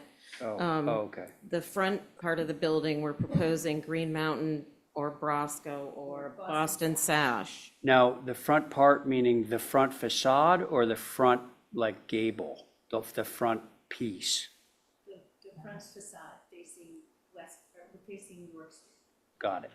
Okay. I Is that it? tried to color the footprint so it was a little clearer, but I guess, So that's it? yeah. Okay. Holly. Thank you, Mr. Chair. So first, I wanted to thank Val for going a little bit deeper into the archives of the structure. There is an HGC survey on file, 1881 to 1892. I had mentioned that it was visible on bird's eye view, but actually Val had found where Mr. Everett Gibbs was building a house for Mr. Joseph Lewis on York Street, which is the same site as formerly occupied by Zion Church. And sidebar, thank you, because I could never identify exactly where the Mount Zion Church was in the New Guinea area. So thank you. Now I know, and that makes more sense with some of the things that I've read over the years. And let me tell you, I'll be putting that information with our survey work. As far as the proposal for the window replacement, Anderson STLs, they're not appropriate within the OHD, especially a historic structure. Understanding that there were some windows that were changed over time. If STLs if there are windows that this commission is okay with, which we know, Green Mountain or Boston Sash, I think those would be more appropriate. They have the Nantucket profile. And again, the structure is over 100 years old. It would be disingenuous to, I think, have a Anderson window within the OHD. This is the OHD. So Right. Those are my comments. Thank you. Okay, Holly, thank you. Mickey? Yes, so it's kind of echoing what Holly just said, that Andersons really aren't appropriate. This house is really very visible from 2 streets. It's right on the corner. So, SDLs are fine. Boston Sash, Green Mountain would be great. We would kind of prefer to see TDLs, but SDLs on the back of the building, TDLs in the front, just main section, but SDLs everywhere else would be fine. Thanks. Can the owner say anything? Mickey, thank you. Yes, go ahead. I just wanted to say thank you. Thank you as well. I've learned a whole lot about the house and the property and the area and even windows. This was a research project, and I'm not being facetious. I really do appreciate it. So interesting to find out the history about the Zion Church and the fact that the connections in the neighborhood. So I appreciate that. Thanks. That's great. Okay, let's see. They're moving here year-round, which is why they want to switch the window. What? Actually, we've moved here year-round. Oh, And we're on the mill, and it does get windy. yeah. All right, so because Val's sitting off of this, I'm gonna need both of you guys. So Connie, Joe, Diane, Abby, myself. Who would like to begin?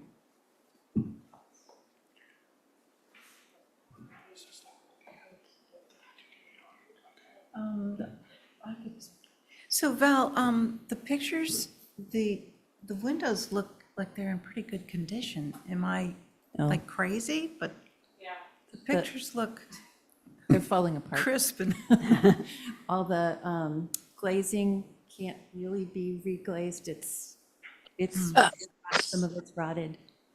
Well, They weren't paid attention to, I I'm can hear afraid. Diane coughing up there, because Diane and I live in super old houses, and our windows are crumbling, and I just live with it, but who cares? I would be okay in the main mass, you know, the forward gable and the one going up York, if you were to do those in the Green Mountain or the Brosco with the Traditional profile. traditional. So is it Green Mountain, Brosco, and Boston Sash, the three options? Because I think that was what we were talking Well, about. they're among, there are three that are commonly used here. There are more. You know, those aren't the only people that do these windows. I've been to Claremont, New Hampshire. I've been to find out to see the Boston's or the Green Mountain. So if we can do one of the three, that'd be awesome. You mean one of those three manufacturers? Right. Yeah, any one of the three is, I mean, we're not supposed to be recommending one over the other, but all three of those have an acceptable profile. Yeah. Great. Yeah. Okay, was that it? That's it. Abby? All right, next. Go. Yeah, I'd be okay with any of the Nantucket profile windows. Thank you. Okay, thank you, Connie. Let's see, I'll go. Diane, go ahead.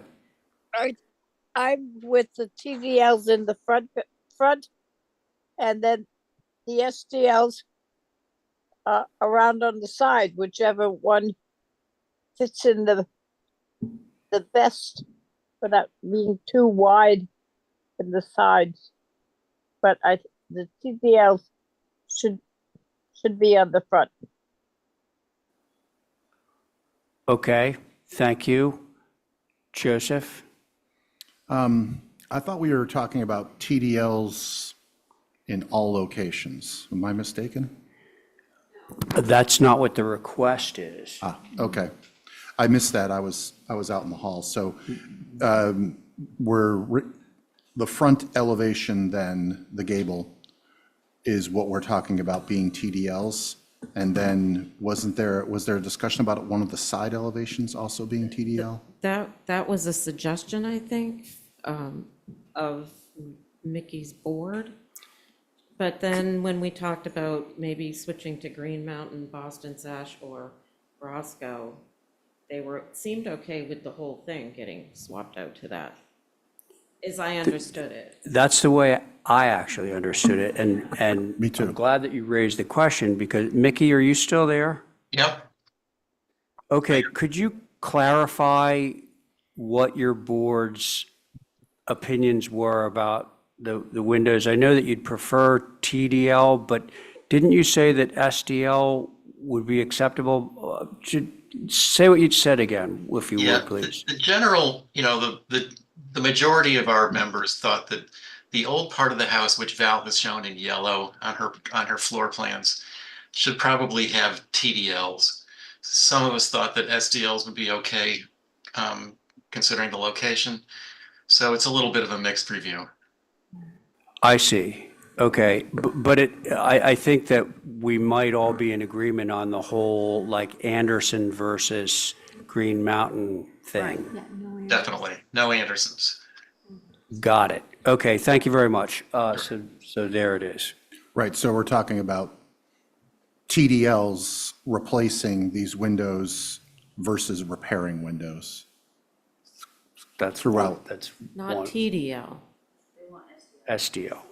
Oh, okay. Well, TDL, Brosco, or SDL, Green Mountain. Well, it's No. kind of all, yeah. I always thought that Green Mountain, Boston Sash were TDL single pane No. glass. No, they have No. a thermal window. Oh, you're doing a thermal, That has okay. a dan- Brosco doesn't offer that yet, but you can get it from Boston Sash and from Green Mountain. Okay, oh, I've never used those. All right. Well, I know that we've actually looked at LePage Windows, which is a different manufacturer, and have proved their appropriateness in a location like this. So, I mean, I'm familiar with Green Mountain TDL, so if my fellow board members are fine with that. I do like the idea of there being one window type throughout and not a mix. Yeah. Now, can I just, you said I'm okay with TDL, and again. I'm sorry. Did you mean that? SDLs. I just want I to make did. sure. I'm Just sorry. want to make sure. Okay, No Anderson. Yeah, no Anderson windows. okay. So are we clear on the no Anderson thing? Okay, We're good? so if you all could consider approving it with either Green Mountain or the Boston Sash and, or Brosco has a SDO? Whatever is SDO approved. I don't know the Brosco one. I don't think that Brosco makes an insulated glass unit yet. They should, but they don't. So Just either Green one of Mountain or the Boston two Sash. that do, Yeah. and, Okay, all right. So, and just so you know where I stand on this, if it's not immediately apparent, I'm okay with the SDLs on the entire building, would like it consistent, and I know that it'll be very difficult to tell, that impossible to tell from the street that they're insulated glass. So can I have a I'll make a motion to approve with SDL, Green Mountain, or Boston Sash. There we go. House-wide. yeah. The Entire house. Entire house. Okay, so that's, Abby, thank you on that motion. Joe? Aye. Connie? Aye. Diane? Abby on your motion, I'm an aye. okay. Diane? Did we lose Diane? No, maybe. Huh. No, no Diane? Diane? Okay, well, I'm just gonna say Okay. aye, and so there's that. Okay. We may have lost her, so you got it. Okay, thank you. Thanks. Thank you. All right. Here I am. Here I am. Sorry. Okay, so were you in, Diane? I just, what I was trying to find out whether we were putting TDLs on the front and to use SDLs We're around or doing SDLs everywhere. everywhere. Okay, okay. You're Fine. in? Yeah, Okay, sounds like she's in too. Okay, so Robbie, you know, Stephen was chairing for you. So if you are okay going with a three-person board, Abby would chair and you have Diane and Connie. I'm good with it. I think we have a good solution here. Okay, so Abby, can you take it? Sure. All right, thanks. All right.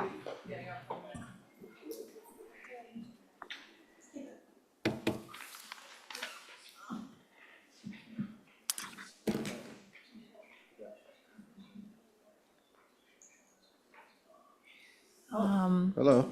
Hey, Robbie, how are you? Fine, thanks. How's everybody? Well, I don't know. What's your address that you're doing?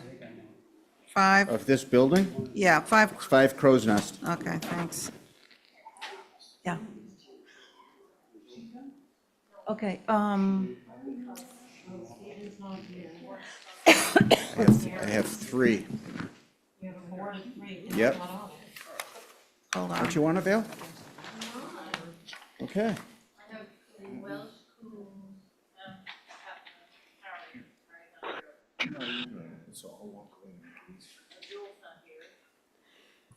Yeah, so we have, yeah, so it's just the 3 of us. Okay. Is that okay? Yeah, I think it's fine. Camp, Coombs, and Patton. Is that 3 to you? 3? Okay, hit it, Robbie. Okay, all right. So the requested modifications were fairly simple and straightforward.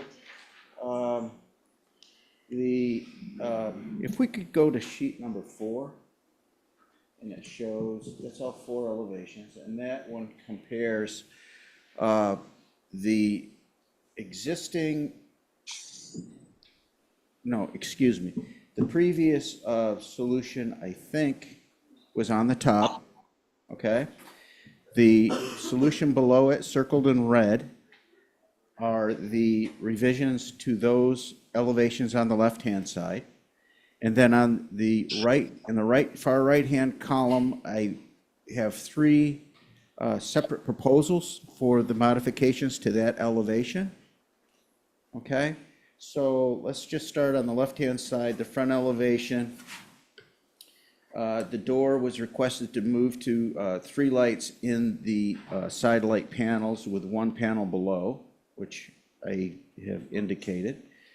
I spaced the left-hand side windows, which I spaced them, and then I added a third one in the middle. That seemed to give it a little bit more weight and match the windows on the right-hand side on the porch, which was also a request, I think, by you, Abby. Oh, boy. So I think that that looks pretty good, and it starts to tie in the right and the left-hand side with a little continuity. The south elevation, which is the next one on the right, I had the corbelling on the chimney drawn 2 different ways from one elevation to the other, so I corrected that. The paint colors, actually, I had on the application, I think that it was platinum gray, but the main house is white, so I'd like to clarify and get the sash and trim to match the main house, which incidentally, we changed the windows in the main house so that it would match when we got approval for this with the 2/2s. The front door does remain Quaker gray. The roof is red cedar, match the main house. Next elevation,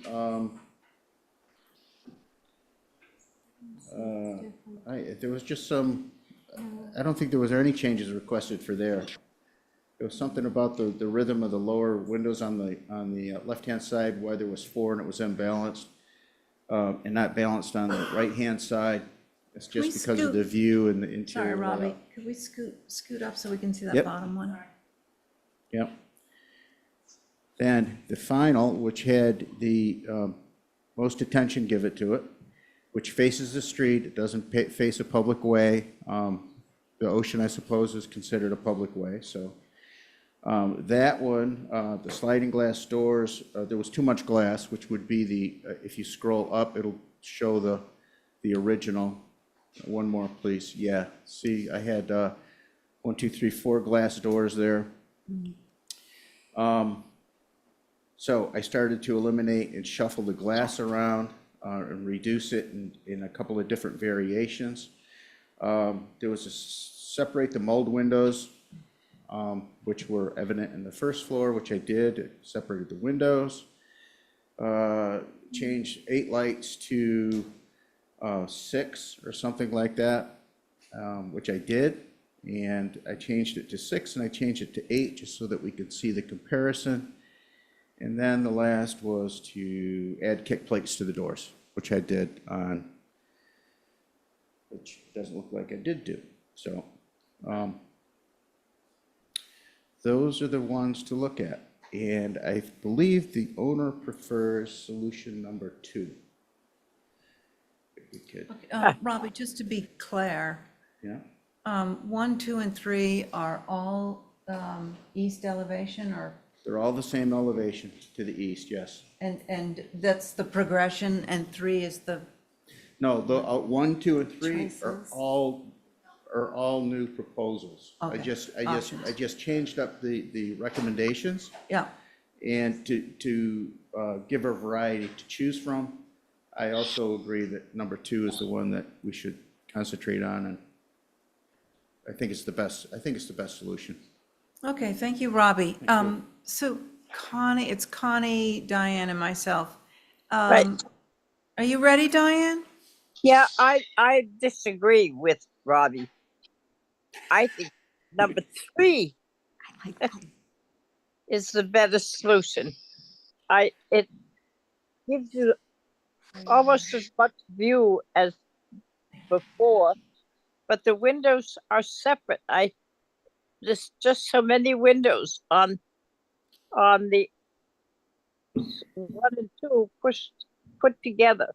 I like 3. Okay. That's my decision. Any other, on the other elevations, anything else? No, I think everything else works. He's separated and he's done it. There's lots of windows going around, as there should be, out there. It's just, I think that the, east elevation is, number 3 is to me better. Okay, thank you, Diane. Connie? I agree. I like number 3 too. And I think the other elevations look good. Yeah. Everything's done. Yeah, I think you what did we a great asked. job. Yeah, I agree. Thank you, Connie. Thank you. Yeah, I agree. I kept trying to see number 3 because on the pad, you have to look at it like. Right. Right, so, good job. It's very fitting. Do we want to make a motion? I'll make a motion to approve, including number 3, the east elevation. Okay. Let's see if we can go with that. Connie, on the motion? Aye. Diane, on your motion? Aye. And I'm an aye as well. Okay, great, thank you. Thank you, Robbie. Thank you, Robbie. Bye, Robbie. Okay, so, turns out, remember, you folks all remember the consent item down at the White Elephant? White Elephant, Yeah. right? Yeah. The White Elephant. And it had to do with, sorry, Matt, we're just taking a little small detour, okay? So this one item on the White Elephant, HSAG had an issue with regarding those folding, the Nano folding doors. door, nano doors, yeah. And so I held it for representation, and as luck and good fortune would have it, turns out the applicant is now in the room. How about Okay. it? And that Here's the- applicant is Linda Williams. Here's the deal. And so- It was, just, yes, a game show. Just to give you a little background here, it was on consent this morning on the agenda. Wait, I want to make sure Fiona and company are all catching up here. So this is the consent item that we held. So we're going to return to that. All right? I don't know Because which list there it was, was on. there was some concern voiced by HSAG out of respect to that board. I wanted to make sure that we weren't, just sort of running through it. So I would like to return to that for a moment, okay? Okay. Everybody got it? And that is, the address is? 50 Easton All Street. right. It's all the way at the bottom, I guess, up there on the screen, somewhere. There's 15 Marshak, but that's, All right. I don't think it was on here. It was on the list that we went through. Yeah. It was on there. I got it right here. It was originally on the consent. I don't know if it's on consent up there, though. It's under Bree, or to Bree Burden, whatever. Oh, okay, so we need the, It's 50 Easton. 50 East. no, she's saying 50 Easton. I'm in the same thing you're in, I got it. New business? I can't find On this week's agenda, on this week's agenda. Yes, ma'am. 6 Orange Street, right below. We keep on going. Yeah, I'm not finding it, but can we get it up on the board? Okay. Holly has it on her screen. Connie, would you mind sitting on this one? Sure.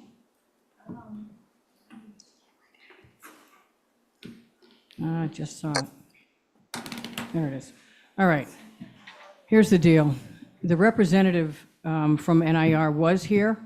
It was on consent this morning after working with Holly for a great deal of time to get it worked out. I sort of had to help them in the office. I just happened to be in there and filed it correctly for them. I'm a little concerned. I have to put this on the record, Mr. Chairman. It was on consent. HSAG is not a recognized board. And I don't know when a random member of the public was able to pull something off consent that was reviewed extensively with the staff, and I guess yourself. But that was not appropriate. I'm going to make a formal complaint, because I've never seen anything like this where a random person can pull it off. They are not a recognized Linda, board. We do it all the time. Noted, It should not be done. noted, They're not a board. noted. It's Even just if a angry. neighbor comes out and says they object to something on consent, we will pull it.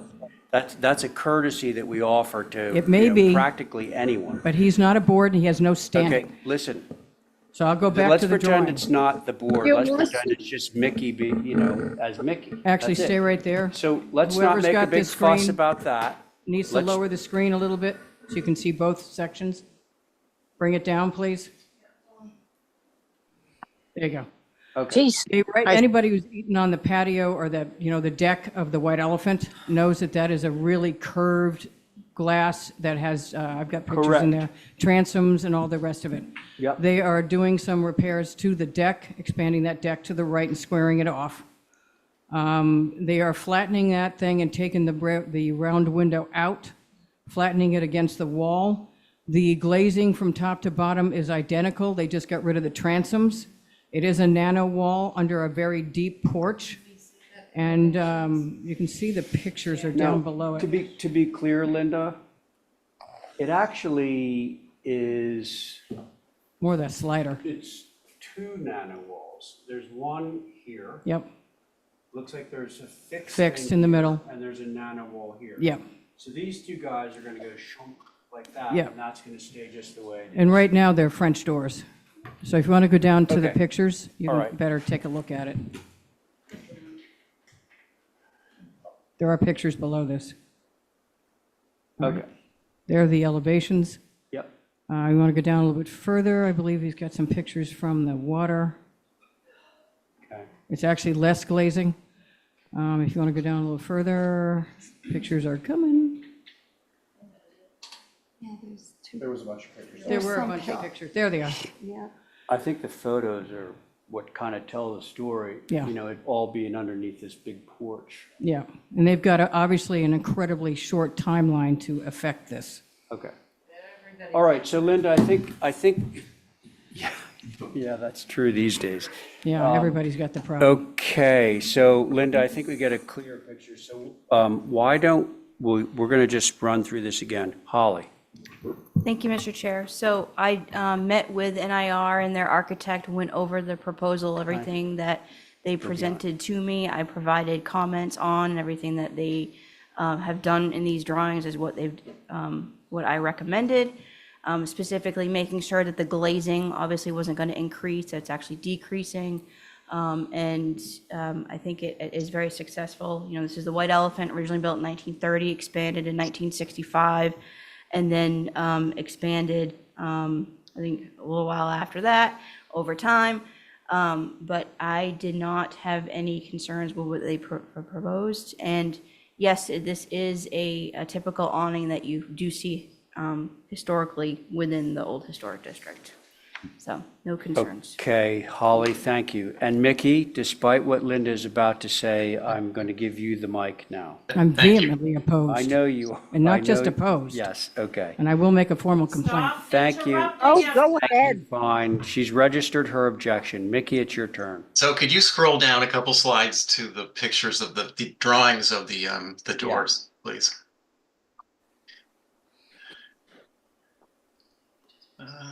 A couple more down, one more down. Not, there it is. Right there. Okay, so this is what's happening. This is we're replacing French doors with transom windows above them, with 8 foot tall, very narrow styled solid glass door. There's no bottom style or bottom panel at all.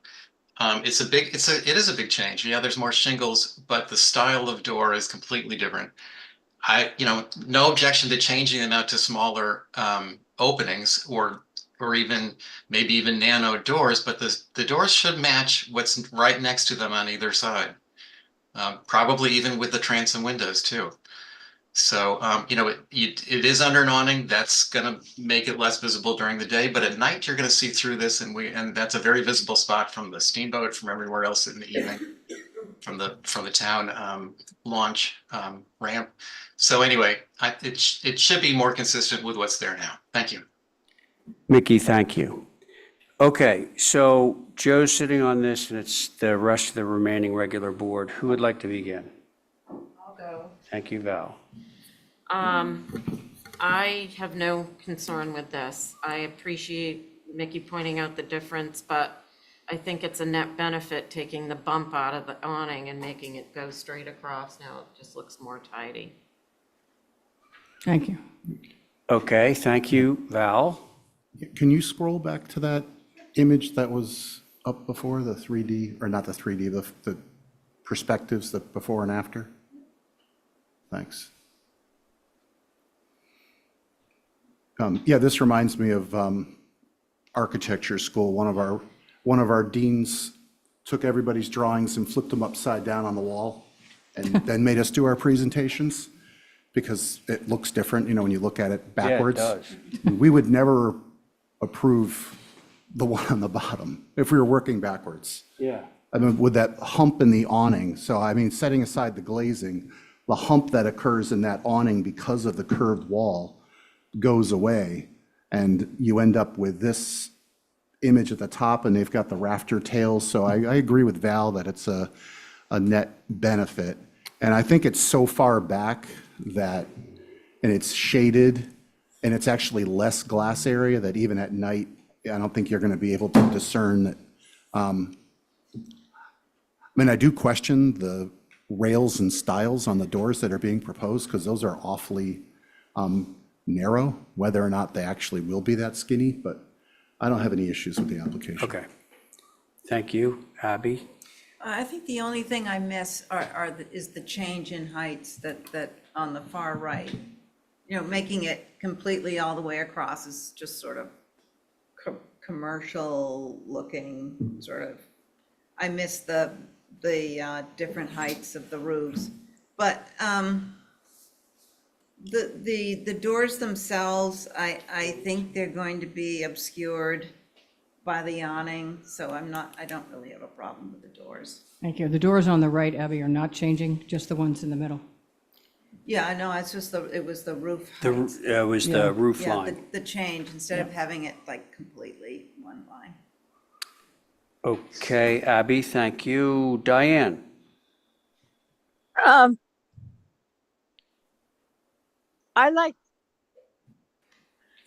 It's hard to say. I like what I know is there, but I think it's very hard to see from those pictures is exactly underneath the awning, because it's always shaded.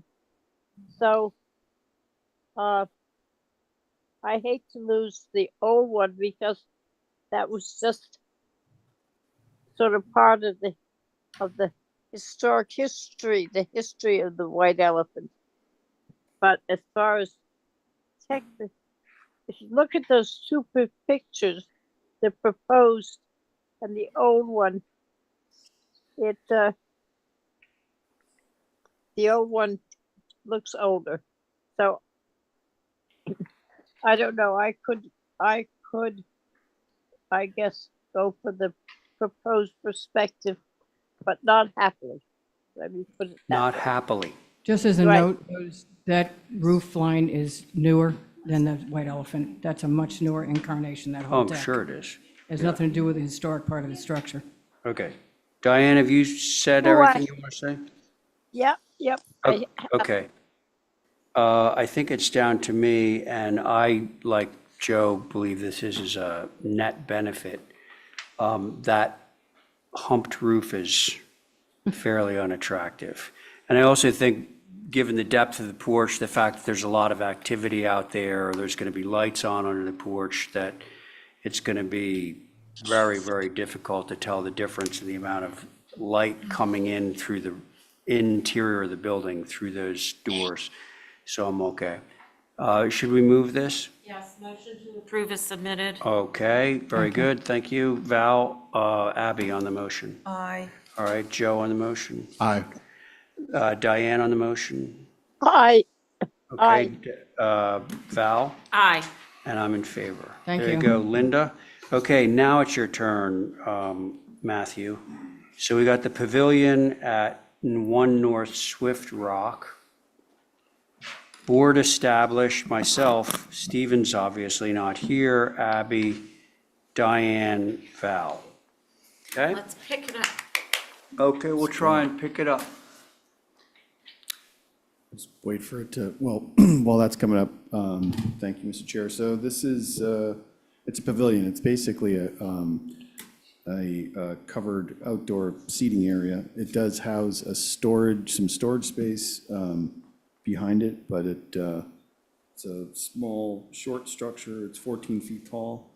And you can see on the site plan where it is. It's set back pretty much the furthest from North Swift Rock Road. So again, I just think that visibility is going to be, there really is not going to be any visibility. So with that, look forward to comments from the board, Mr. Chair. Thank you. Okay, now I know that there was a neighbor who had interest in this. Is she on? Yeah. We already looked at this and asked for a hip roof. Lisa Berger? Yes. And has she got her hand raised? Oh, Lisa? Yes. Hi, Ray. Hi there. Yes, I'm at 27 Eel Point Road, and I appreciate the change that Matt has made in terms of making it smaller. The porch part of it you guys requested. I'm concerned about the chimney pot that he's added since your last discussion, which just makes it higher and quite frankly, I think a little ugly. I also am concerned about the windows.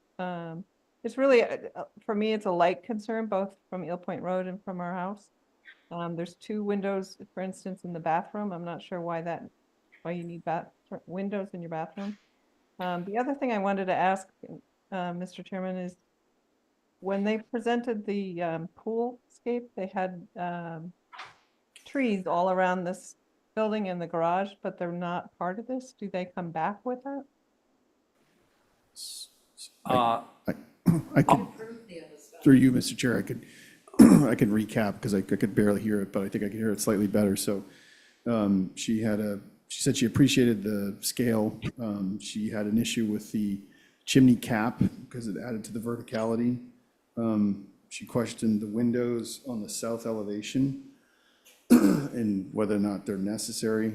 And then I think, Lisa, if I heard correctly, you were questioning the sequencing of the landscape plan and the subsequent structures plan and whether or not those are coordinated. I think I could try to answer that for you, is that if there's any variation from the structure placement, then the landscape architect would come back if the changes are significant enough for a revision to their approval. Did I cover everything? Yes, my only thing is that they did not actually present the landscape part of it. So I'm hoping that there is indeed trees behind this and behind the garage. And that was not approved or discussed at the last meeting when they approved the pool. The other thing that was brought up, and I don't know where this falls in, is that you guys talked about not putting the pool equipment behind the pavilion. And I'd like to request that the board somehow write that into, if they approve this, that they write that in.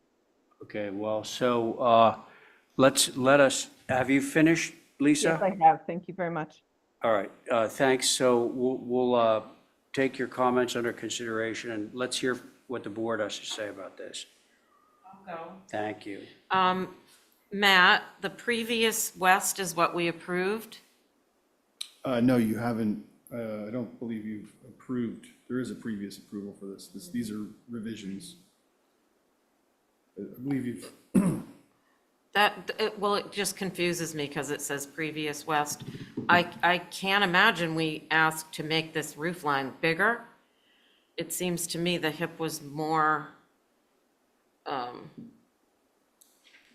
better solution because it mitigates the overall amount of structure. If I, And, yeah, I struggle with these little buildings that have more roof on, over open space than closed-in space, but that's just my 2 cents. I think the hip was a better solution. Okay. Okay. if I could just briefly, Mr. Chair, to Yeah. Val's point, we did actually reduce the length of the structure, so that was a response to the size and scale of it. So we did reduce the length by 3 feet, and then we also, in deference to the abutting properties, again, I don't know how visible they are, but in the south elevation, we did reduce the windows to the small 4 lights. So we did shrink it. I think somebody may have asked about a chimney cap, so we did. That's why we added that. Thank you. Sorry. Okay, thank you, Matthew. Thank you, Val. Diane, Abby. I'm fine with it. Abby's fine with it. Okay, Diane? Uh, I guess I'm okay with the new proposed. Okay. The only thing I'm going to say is I'm not in love with the owl, honestly. We could omit it. I generally like chimney owls, but on this building, it just seems like a little bit, Just do a little corbel. yeah, just a Yeah, we corbel. can omit it. Okay. All right, so I think we have liftoff if we can get rid of the owl. That's my motion. Okay, thank It's you. a hoot. Okay. Abby's made a motion to approve without the owl. On that motion, Val, I am a no. because she wanted to hip No, I just wanted the overall, to come down. yeah, Okay, because there's so much building, but Yeah. that's fine. okay. Diane? I'm okay with it, Okay, and we are removing the owl. definitely. That's good? Yeah. Yes. Okay. Do you think it should be corbelled at the top or done? I think you should add another layer. Could do that. Yeah, okay, that's a through staff. Okay, and I'm in favor of that motion. So, did I already? Yeah. No. It's Yeah, you Val's a no. 3 in favor, 1 opposed. Okay, that's it. Thank you. Now, we also have your garage. And that says to track, so it's the same board. But didn't we look at this and want to see it in comparison to the other structures on the site? I don't remember. Didn't we ask that? I think you did, and I think that we provided that. Okay. I don't see it in the current drawings. Bless I you. think you actually asked for that as part of the the main house approval. Actually, you know what it was? It was the existing guest house in relationship to the main house, and so we did provide those. And so it wasn't a request associated with this. I just think it's important because there's so much building on. the Yeah, site. we can do the same diagramming we did. We showed we're happy to provide that, But maybe other Mr. people Chair. don't feel the same way. Yeah, so let's get it up. If I could, while you're pulling it up, Yeah, Mr. Chair, go. I'll just kind of run you through it really briefly. So there is that existing, what is now the guest house, and the design of it, I think it was a Gwen Thorson design. And so we did try to emulate the details that are found in that existing structure, specifically the roof pitch, the window style, and the overall massing schematic, and as well as the gable dormers. So as you approach the structure, again, this structure is set so far back from the road. I don't think much of it's going to be, I don't really think any of it's going to be visible, maybe some portions of it, but certainly not this structure. Anyways, one of the concepts was that the massing schematic takes cues from the existing structure. So that's kind of where the impetus of the design of it, if you will. Obviously tried to keep it fairly simple. We've got porches on the front and the back, and again, that's a nod to the existing architectural language of the existing guest house. Other than that, we tried to keep the structure fairly simple. So with that, look forward to comments from the board, Mr. Chair. Thank you. Okay, thanks. Does Lisa, her name Lisa, right? Yeah. Yeah, okay. Yes, Mr. Chairman, can you hear me? Yes, barely. So on this structure, I'm concerned about the overall size of it. It's over 1,200 square feet, which seems to be a pretty large garage to me. 600 of that is livable space above the garage. I'm not exactly sure why that space is necessary, given how much mass is on the property already. I'm also very concerned about how many windows there are. There are 20 windows and 5 different door windows. In addition to that, there's dormers in the front and in the back with windows in them. And I don't know why you need a porch on the back of the garage when it's really, that is the way Eel Point is and the neighbors. And I just think that's overkill. I don't think it needs to be there. Thank you, Mr. Chairman. Okay, thank you, bless you. All right, so same board, myself, Abby, Diane, Val. Who would like to begin? Could we get some individual pictures up of the garage? What, Diane? Oh, there they go. That's it. Thank you. Okay. And so Val, you didn't want to opine on this until you see the house, is that right? No, and, you know, it's an overall composition on the site, which is always my concern. Right. The garage in and of itself, I think is a fine looking building. I just, but that's just me, so. Okay, so you want to see it with the house? With right? the other structures, yeah. Okay. Or I mean, he doesn't have to do like a 3D thing, but he could have a picture of this is what the house is, this is what the project is. I see. Okay. Well, let's see what the others have to say. So thank you, Val. Diane and Abby. Yeah, I just want to reiterate what Val just said, because I think it's a fine structure too, but I don't know how it relates to the, you know, like, I've forgotten, it's been weeks. We can provide additional drawings. But I mean, you know, the only thing I can say is it's almost 26 feet. I think for a garage, that's a little tall. I mean, come on. Yeah, I agree with that. So, Okay, Abby, thank you. Diane. Okay, it's too tall. It's supposed to be 24 feet. I think the 2 doghouse dormers are too heavy. It makes the whole garage huge. I would make one shed dormer in the middle if you had to have a dormer up there. But these 2 big dog houses are too big for it's a garage. It's just too big. I've only got perspective A and B. I don't know whether we're going to see the back end or anything or other, but that's my opinion of the pictures we got. And there's a shed dormer on the south. I would bring that dormer in and maybe just have 3 windows and separate the 2 down on the south so that they would be underneath the above windows. I just think for the area, what's already there, this is a lot, and I would make it simpler and shorter.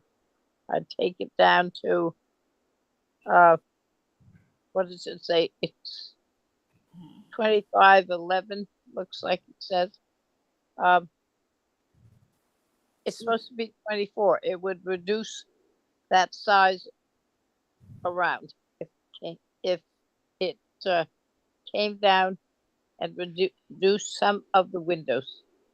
Thank you. Diane, you're holding back. I want you to feel free to, really let us know what you think. I let you know. someone's getting punchy. Thank you, Diane. And so it sounds like Matthew might want to consider some revisions, and at least two of the board members would love to see sort of the rest of the context, okay? So I think that, Motion to hold for revisions. and some additional information on Yeah. the other buildings. Okay, so there's the motion. On that motion, Abby, Aye. Diane, Aye. thank you, and Val? Aye. And I'm in favor. Thank you, Matthew. Let's see, do you have another one? Oh, you do. You've got plenty more.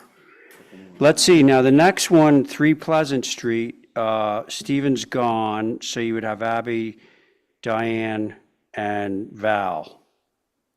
Oh, Carrie's not here either. No. Yeah, so what's your pleasure on that one?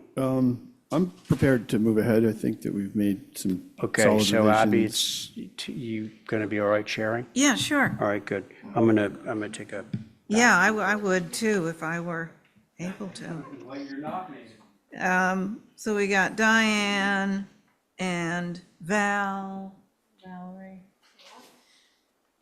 Okay, and myself. Okay, hit it. Okay, thank you, Madam Chair. So we've included some imagery. So obviously, this is an addition towards the back of the property and to the side. It is set back off the road from Pleasant Street quite a distance. We actually utilized a three-dimensional scan of the property, which actually, it's actually a three-dimensional point cloud, but it actually locates trees realistically. You can see that beautiful tree behind the house, and the size and scale of it is pretty amazing. But we also thought it was relevant to show 5 Pleasant and 1 Pleasant. 5 Pleasant on the left is 35 feet tall. And so with the 3D scan, we can actually measure that fairly accurately within like an inch or less. So just to give you in terms of a sense of scale of the abutting two properties, 5 Pleasant is 35 feet tall. 3 Pleasant is 2911. And then to the right, 1 Pleasant is 38, 8, so 38, almost 39 feet tall. So in terms of scale and context, I think it's relevant. There's existing trees on the streetscape that really can't be, removed or omitted. So I think in terms of, visibility, I just wanted to kind of give a sense of both contextual scale and the limited visibility of this addition. So if we scale down to the next sheet, again, this just shows existing vegetation, less dimensionality. It's actually a perspective view, whereas the first image was an orthographic. So again, this is a street perspective, and that's existing vegetation. And then the third image, if you scroll down, this is if by some, in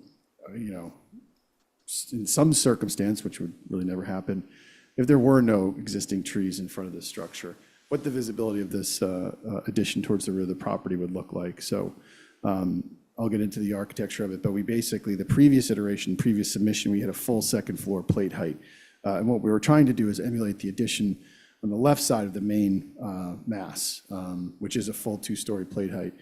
In this instance, we dropped it down to 1.5 stories, did a shed, flush face shed dormer. So I think with that, we could scroll down to sheet A2.1, which is just a little bit further down. So we tried to, I think we addressed all the board's comments. Again, number one, we dropped the height of it dramatically. We had a pent roof off that addition, got rid of the brackets and just went to a simple, shed roof with some simple columns. We also omitted the French doors that were on that facade. So it's a single door with 2 windows. Moving to the north, which is the side elevation, which again, I don't think is going to be visible unless you're on the property. But we did omit that pergola and reduce the amount of fenestration. So it's just a triple unit with a panel flanked by a couple windows, and omitted the bracketed pergola. Again, you can see that the height change, we've outlined what the previous ridge height was. And so it's dropped, I'd say, somewhere close to, not quite 3 feet, but pretty close. So I think it's a certain secondary additive mass I think to what degree there is any visibility of this addition from Pleasant, it's minimal. Thank you. Thank you, Matt. Holly? Thank you, Madam Chair. So for the record, this is a circa 1804 typical Nantucket. It was built for Reuben Dow. And this is about a 700 square foot addition. Thank you for including that on the plans. Addition obviously should be smaller and subordinate in size and design. Appreciate the clarity on the plans for the size of the proposed addition. Appreciate again that it's off the main block. However, the scale of the addition needs to be simpler. It's very ambitious. The wide porch, columns, flush dormers on the facade of the addition are new characteristics to this simple, typical Nantucket. Appreciate the reduction in height, though. The scale and design, I do think needs further reduction. Thank you for removing the pergola and the brackets. The side porch, although almost 30 feet off the facade of the main block, it does compete with that simple 18th century facade. And even that 1860s second story L on the south, the addition to the north and west, it still gives a peekaboo effect off that south, although it's probably not going to be visible, and it has been reduced significantly.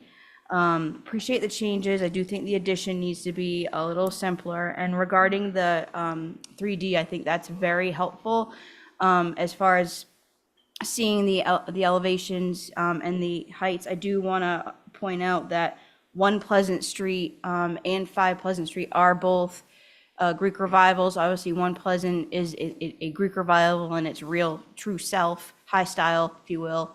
And 5 Pleasant is Greek revival, but it's a 5-bay, typical Nantucket with Greek revival characteristics.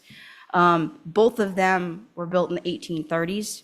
So, give or take about 30 to 40 years prior to the current structure, which is a simple, typical Nantucket. So I just wanted to put that in perspective. Also, I did want to remind the commission that I did forward to you all, and I did copy Matt, of comments from a direct abutter, which you have seen. So those are my comments. Thank you.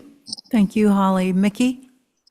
Yes, so Holly said it quite well that this is still somewhat oversized and as an addition to the house of this period. It really should be scaled down some more.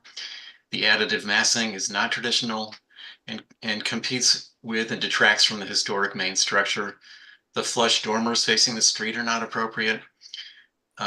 Despite Matt's very well done perspectives that you're looking at right there, showing the trees and things like that. When you stand on the sidewalk and on the edge of the driveway, the tree is a non-factor because it's not in your line of sight. And you get a pretty decent view of the side of this addition. So the French doors on the north will be visible from Pleasant Street, viewed at that angle, and they should change to windows. And there's a long sort of series of steps on that north side also. And that should, that's very untraditional. That should change to a simple stoop.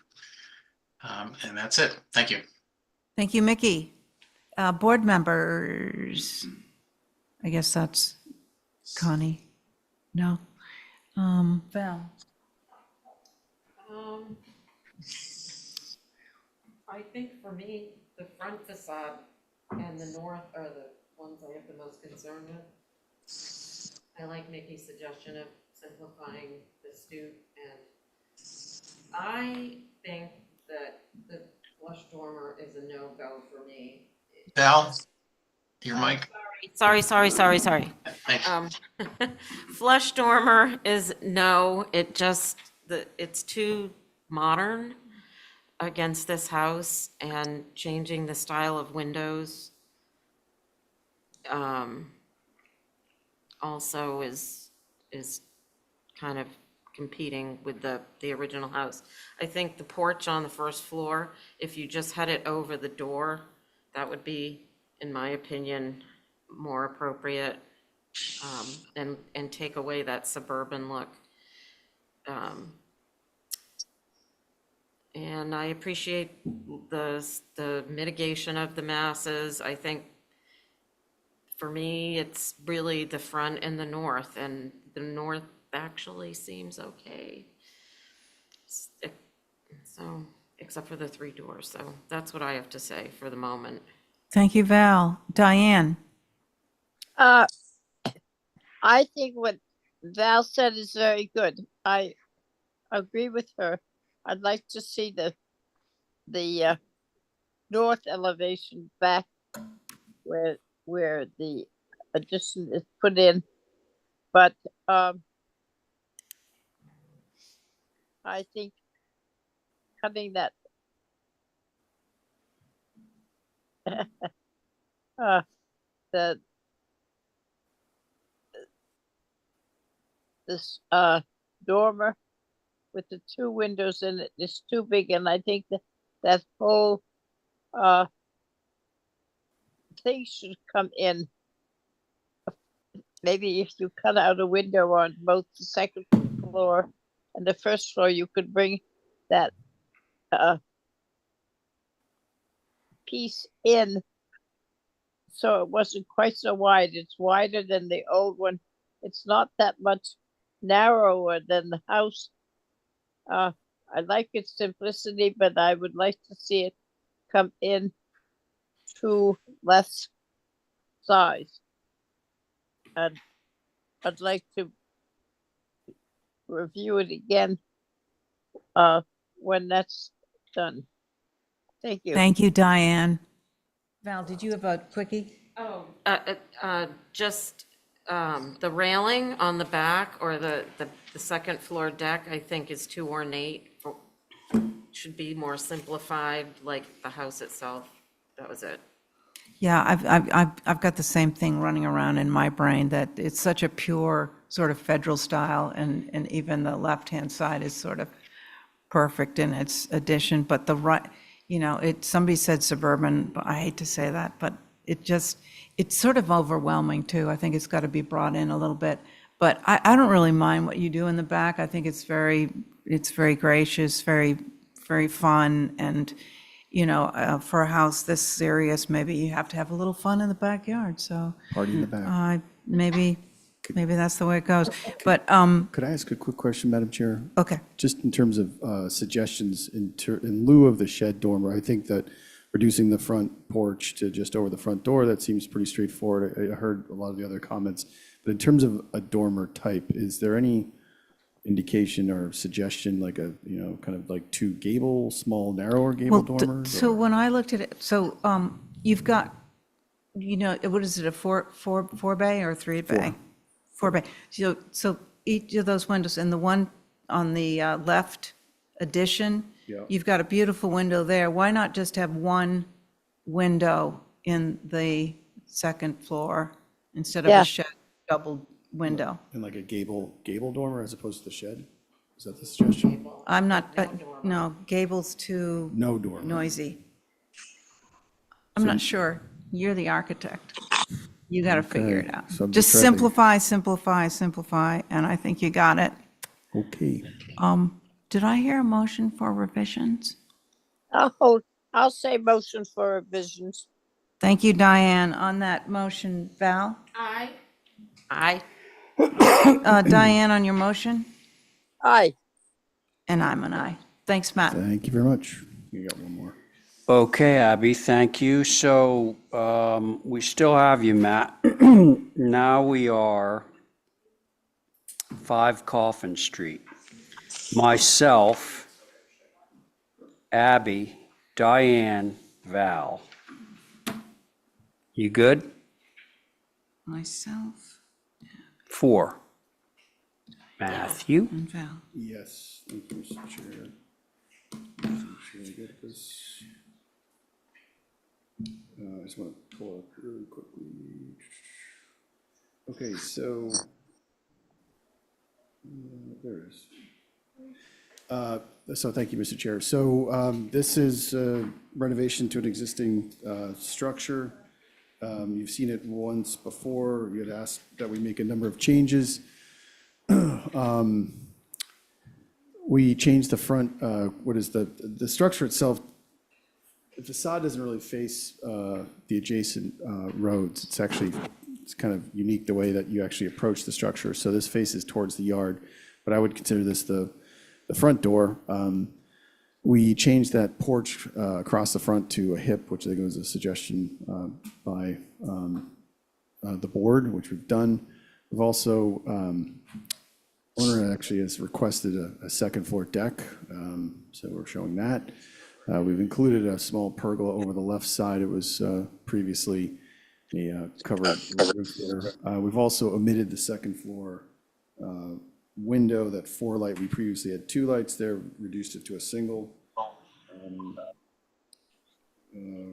Proposed to rebuild that existing chimney.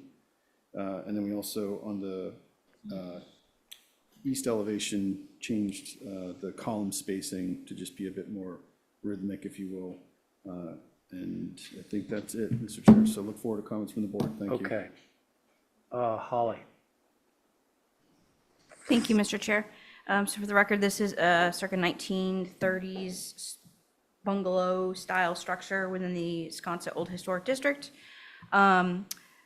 Appreciate the TDLs for this contributing structure within the Sconset Old Historic District. I think altering the west as seen from Lindbergh and driving down Coffin Street is not inappropriate. I mean, is not appropriate, and it alters that character defining feature of the bungalow type dwelling. I do appreciate, though, making a true front door to the west and removing that existing French doors that was probably an addition at some point. The west elevation changes the dormer are my main concerns overall, and I do believe Rob Benchley is here. Oh, great. Okay, so was that it for you? Yes, sir. Okay. Holly, thank you. Rob? Yes, Mr. Chairman, can you hear me? I can, thanks. Excellent, thank you. My name is Rob Benchley, and myself and Caroline Ellis, Mary Lathrop Will, Angus McLeod, and Clement Durkis make up the Wisconsin Advisory Group, formerly the Advisory Board. Mr. Chairman, seem to be coughing like you.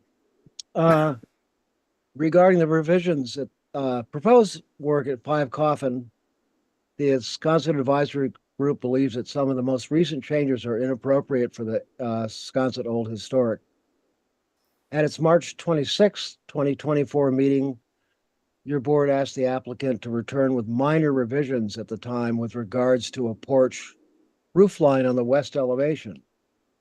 Before you tonight at the moment is a proposal that obliterates the original bungalow dormer features you admired and replaces it with a second floor deck with French doors. This change, we feel, is a major departure from what the commission was leaning towards at its March 26th meeting. We believe and hope the commission members agree that the second floor decks are inappropriate inside the SOH district, as interpreted by building with Nantucket in mind and as alluded to with building in Wisconsin in mind. Thank you very much, Mr. Chairman. Those are our comments. Thank you very much, Rob.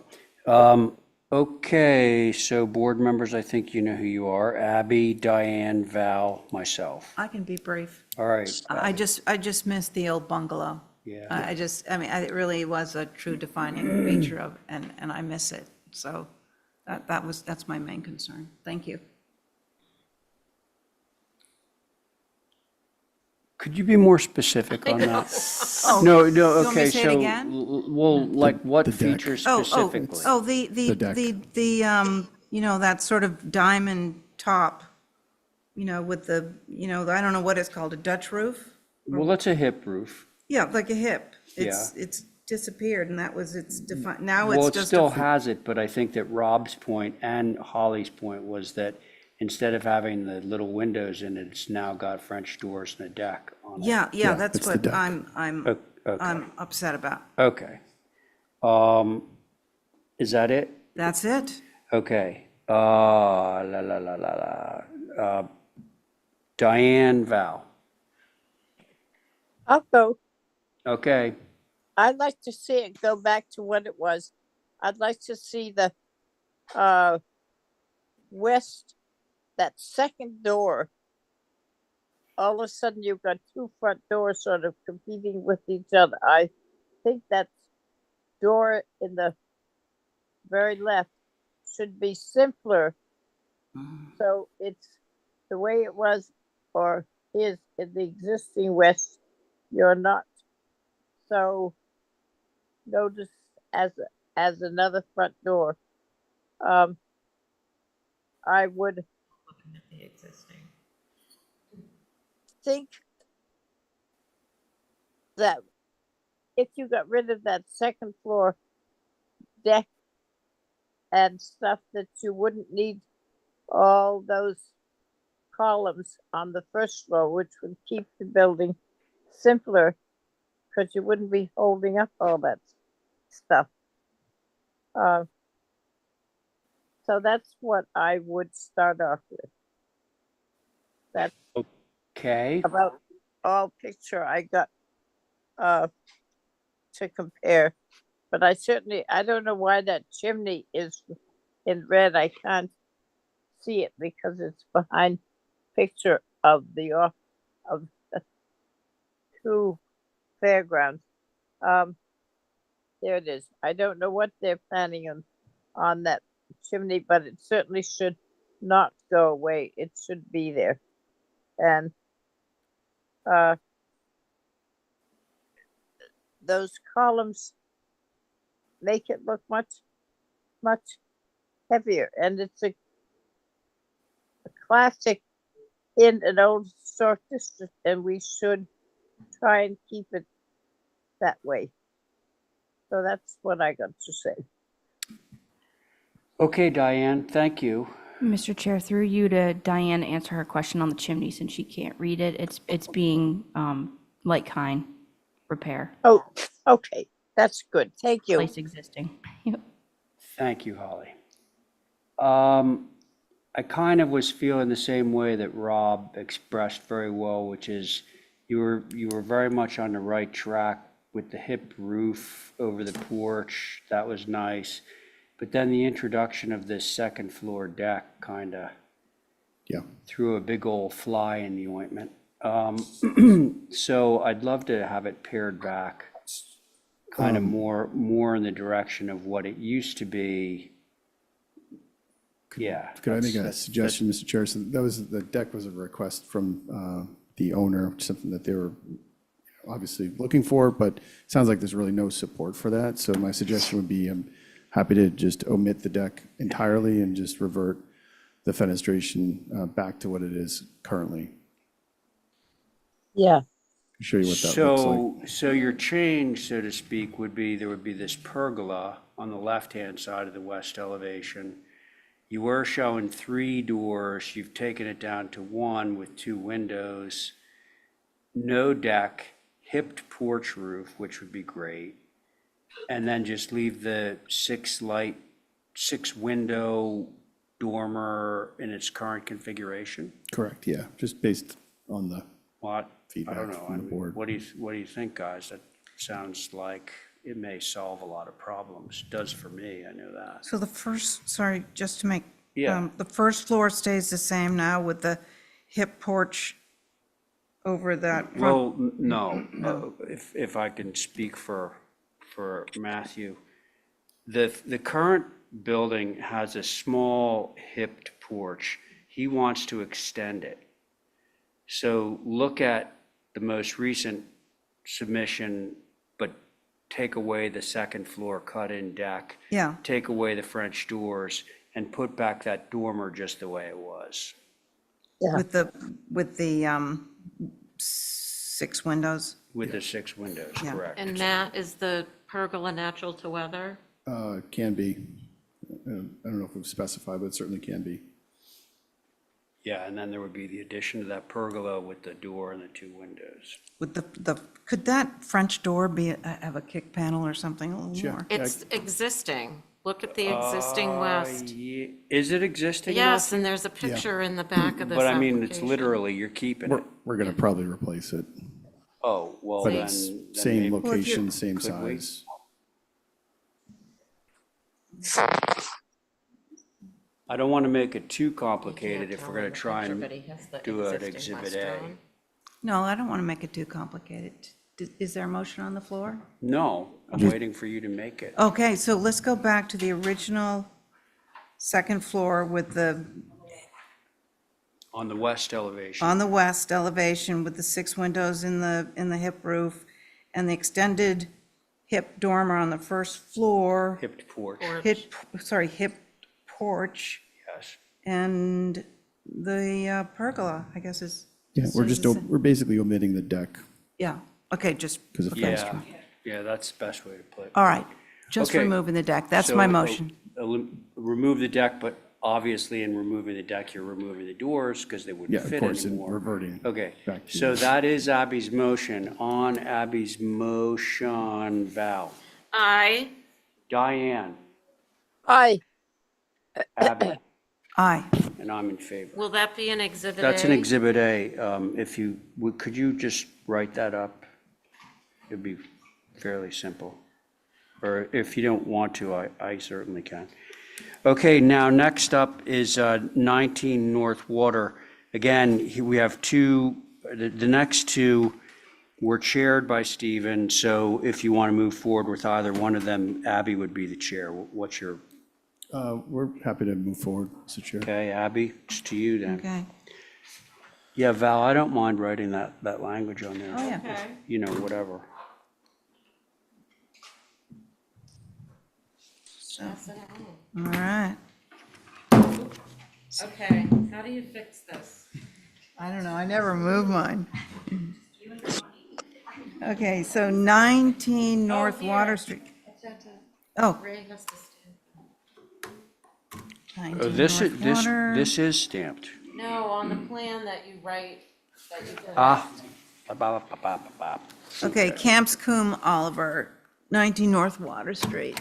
Here we go. Okay, thank you, Madam Chair. So this is 19 North Water. You've seen the other dwellings on this site. So I think that if we scroll down to sheet A201, excuse me, you made a number of revisions. If actually we just go to the top, up, scroll just a little bit, thank you so much. So we actually changed the roof pitches to 12, they were previously 14. We also omitted the open framing detail, if you recall.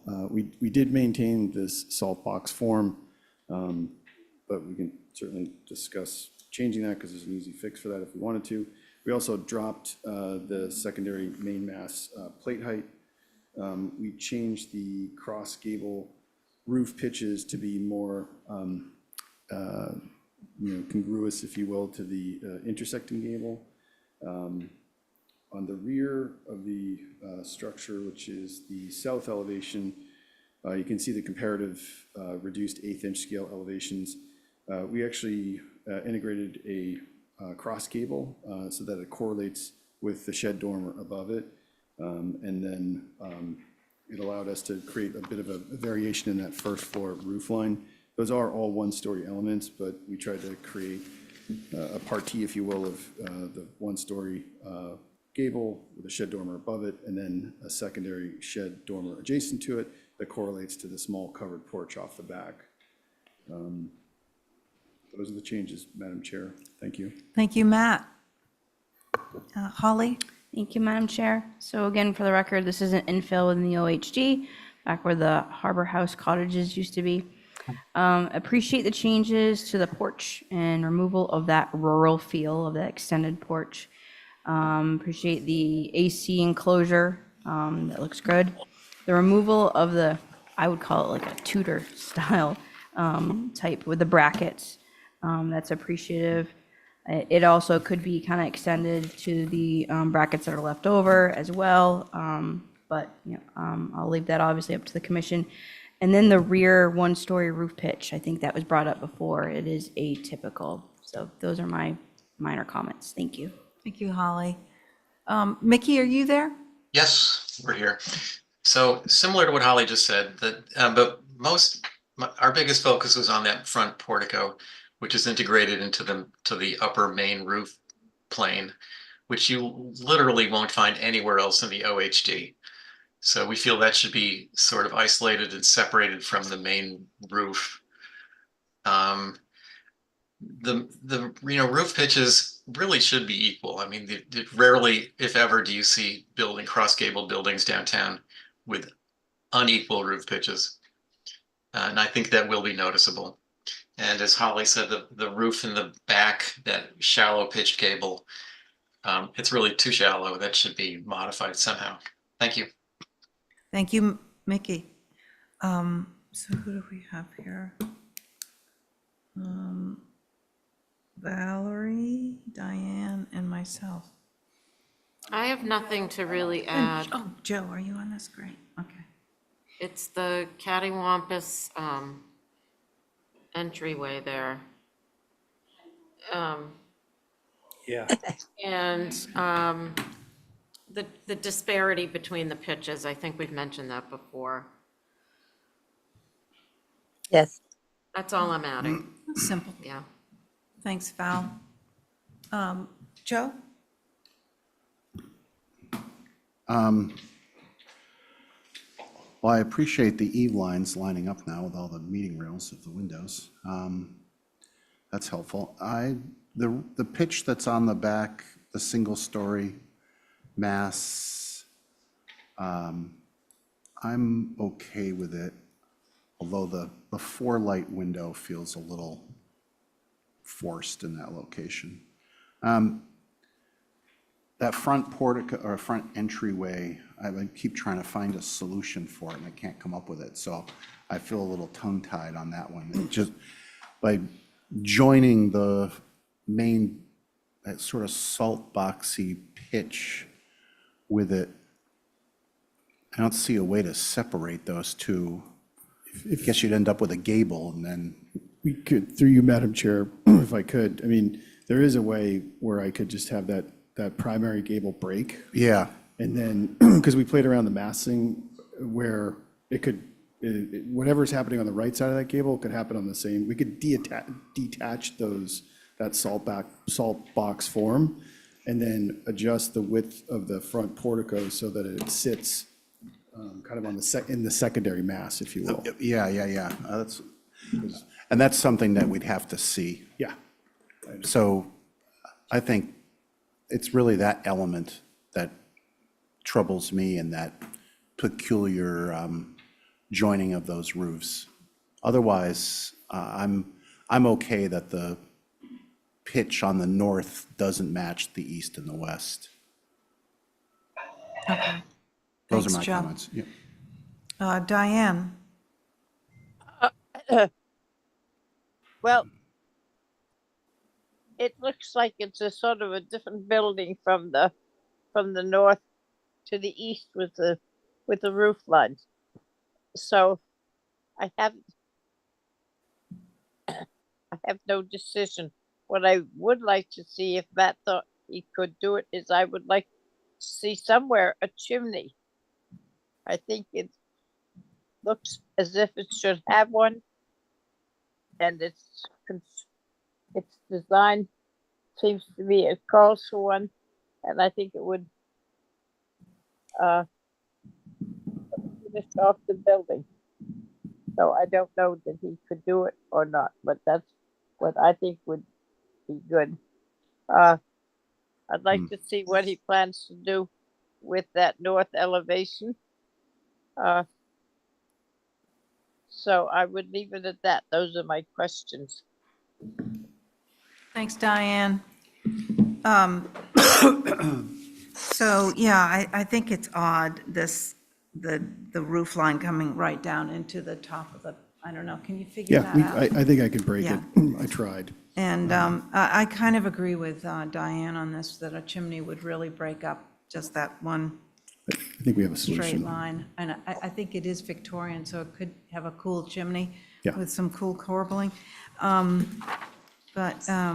So could we hold for just some minor revisions? I'd make that motion. Okay, thank you, Joe. On the motion, Val? Aye. Diane? Aye. Joe?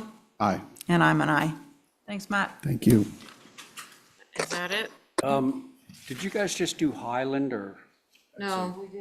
is that too much to, I mean, Seems pretty minor, but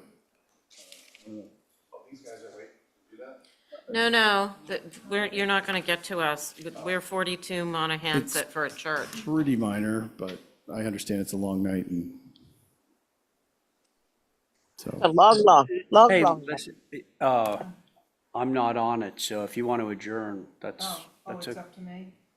Well, yeah. It's Just totally do up to it you. quick. Yeah, it's super so quick, I quick. think. It's so minor. So quick. Yeah. I think it was just like a porch or I something. have a dog at home and. Can I ask the applicant a question while we were looking at, open up that application? The change to black on the sash, is that to match the house? Actually, no, we never White changed the trim sash and color. black sash. Oh, because the application on it says change it to black and all the renderings show it white, so I was confused. Yeah, I think it was left, I think My- the title of it was from the original, but the application, we're not proposing to change the color at this point. It's just some minor housekeeping stuff with the outdoor shower. Well, it says white trim and black sash, and the the white sash is pointed out as white sash. It's all white sash. We Okay. abandoned that idea. Okay. Madam Chair, Yes. since it's now going to be white trim sash, can we just approve it if you're so inclined with the housekeeping changes, which were, I think we discussed before, no concerns on the outdoor shower, those type of things, that we just have the COA changed with the proper color because we were talking about having it Yeah. black before. So Cool. just So fix the sash- COA. Sash goes to white? It was already approved as white. Yep. Oh, okay. All right, so there's no change. Mickey, do you understand what's happening? Did you say something, Abby? Is your mic on?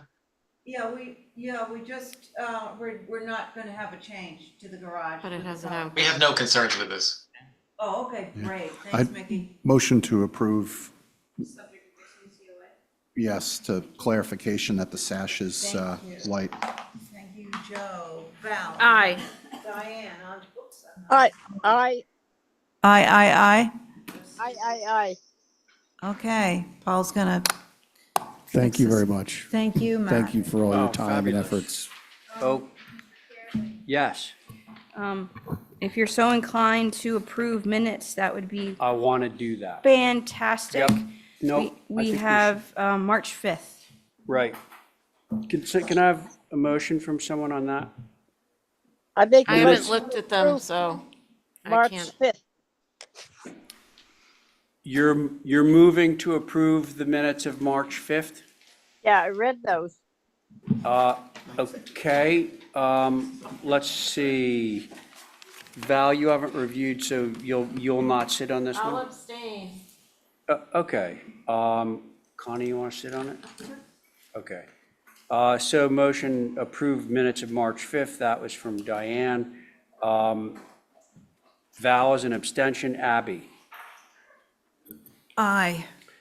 Okay, Connie, Aye. Diane on your motion, Aye.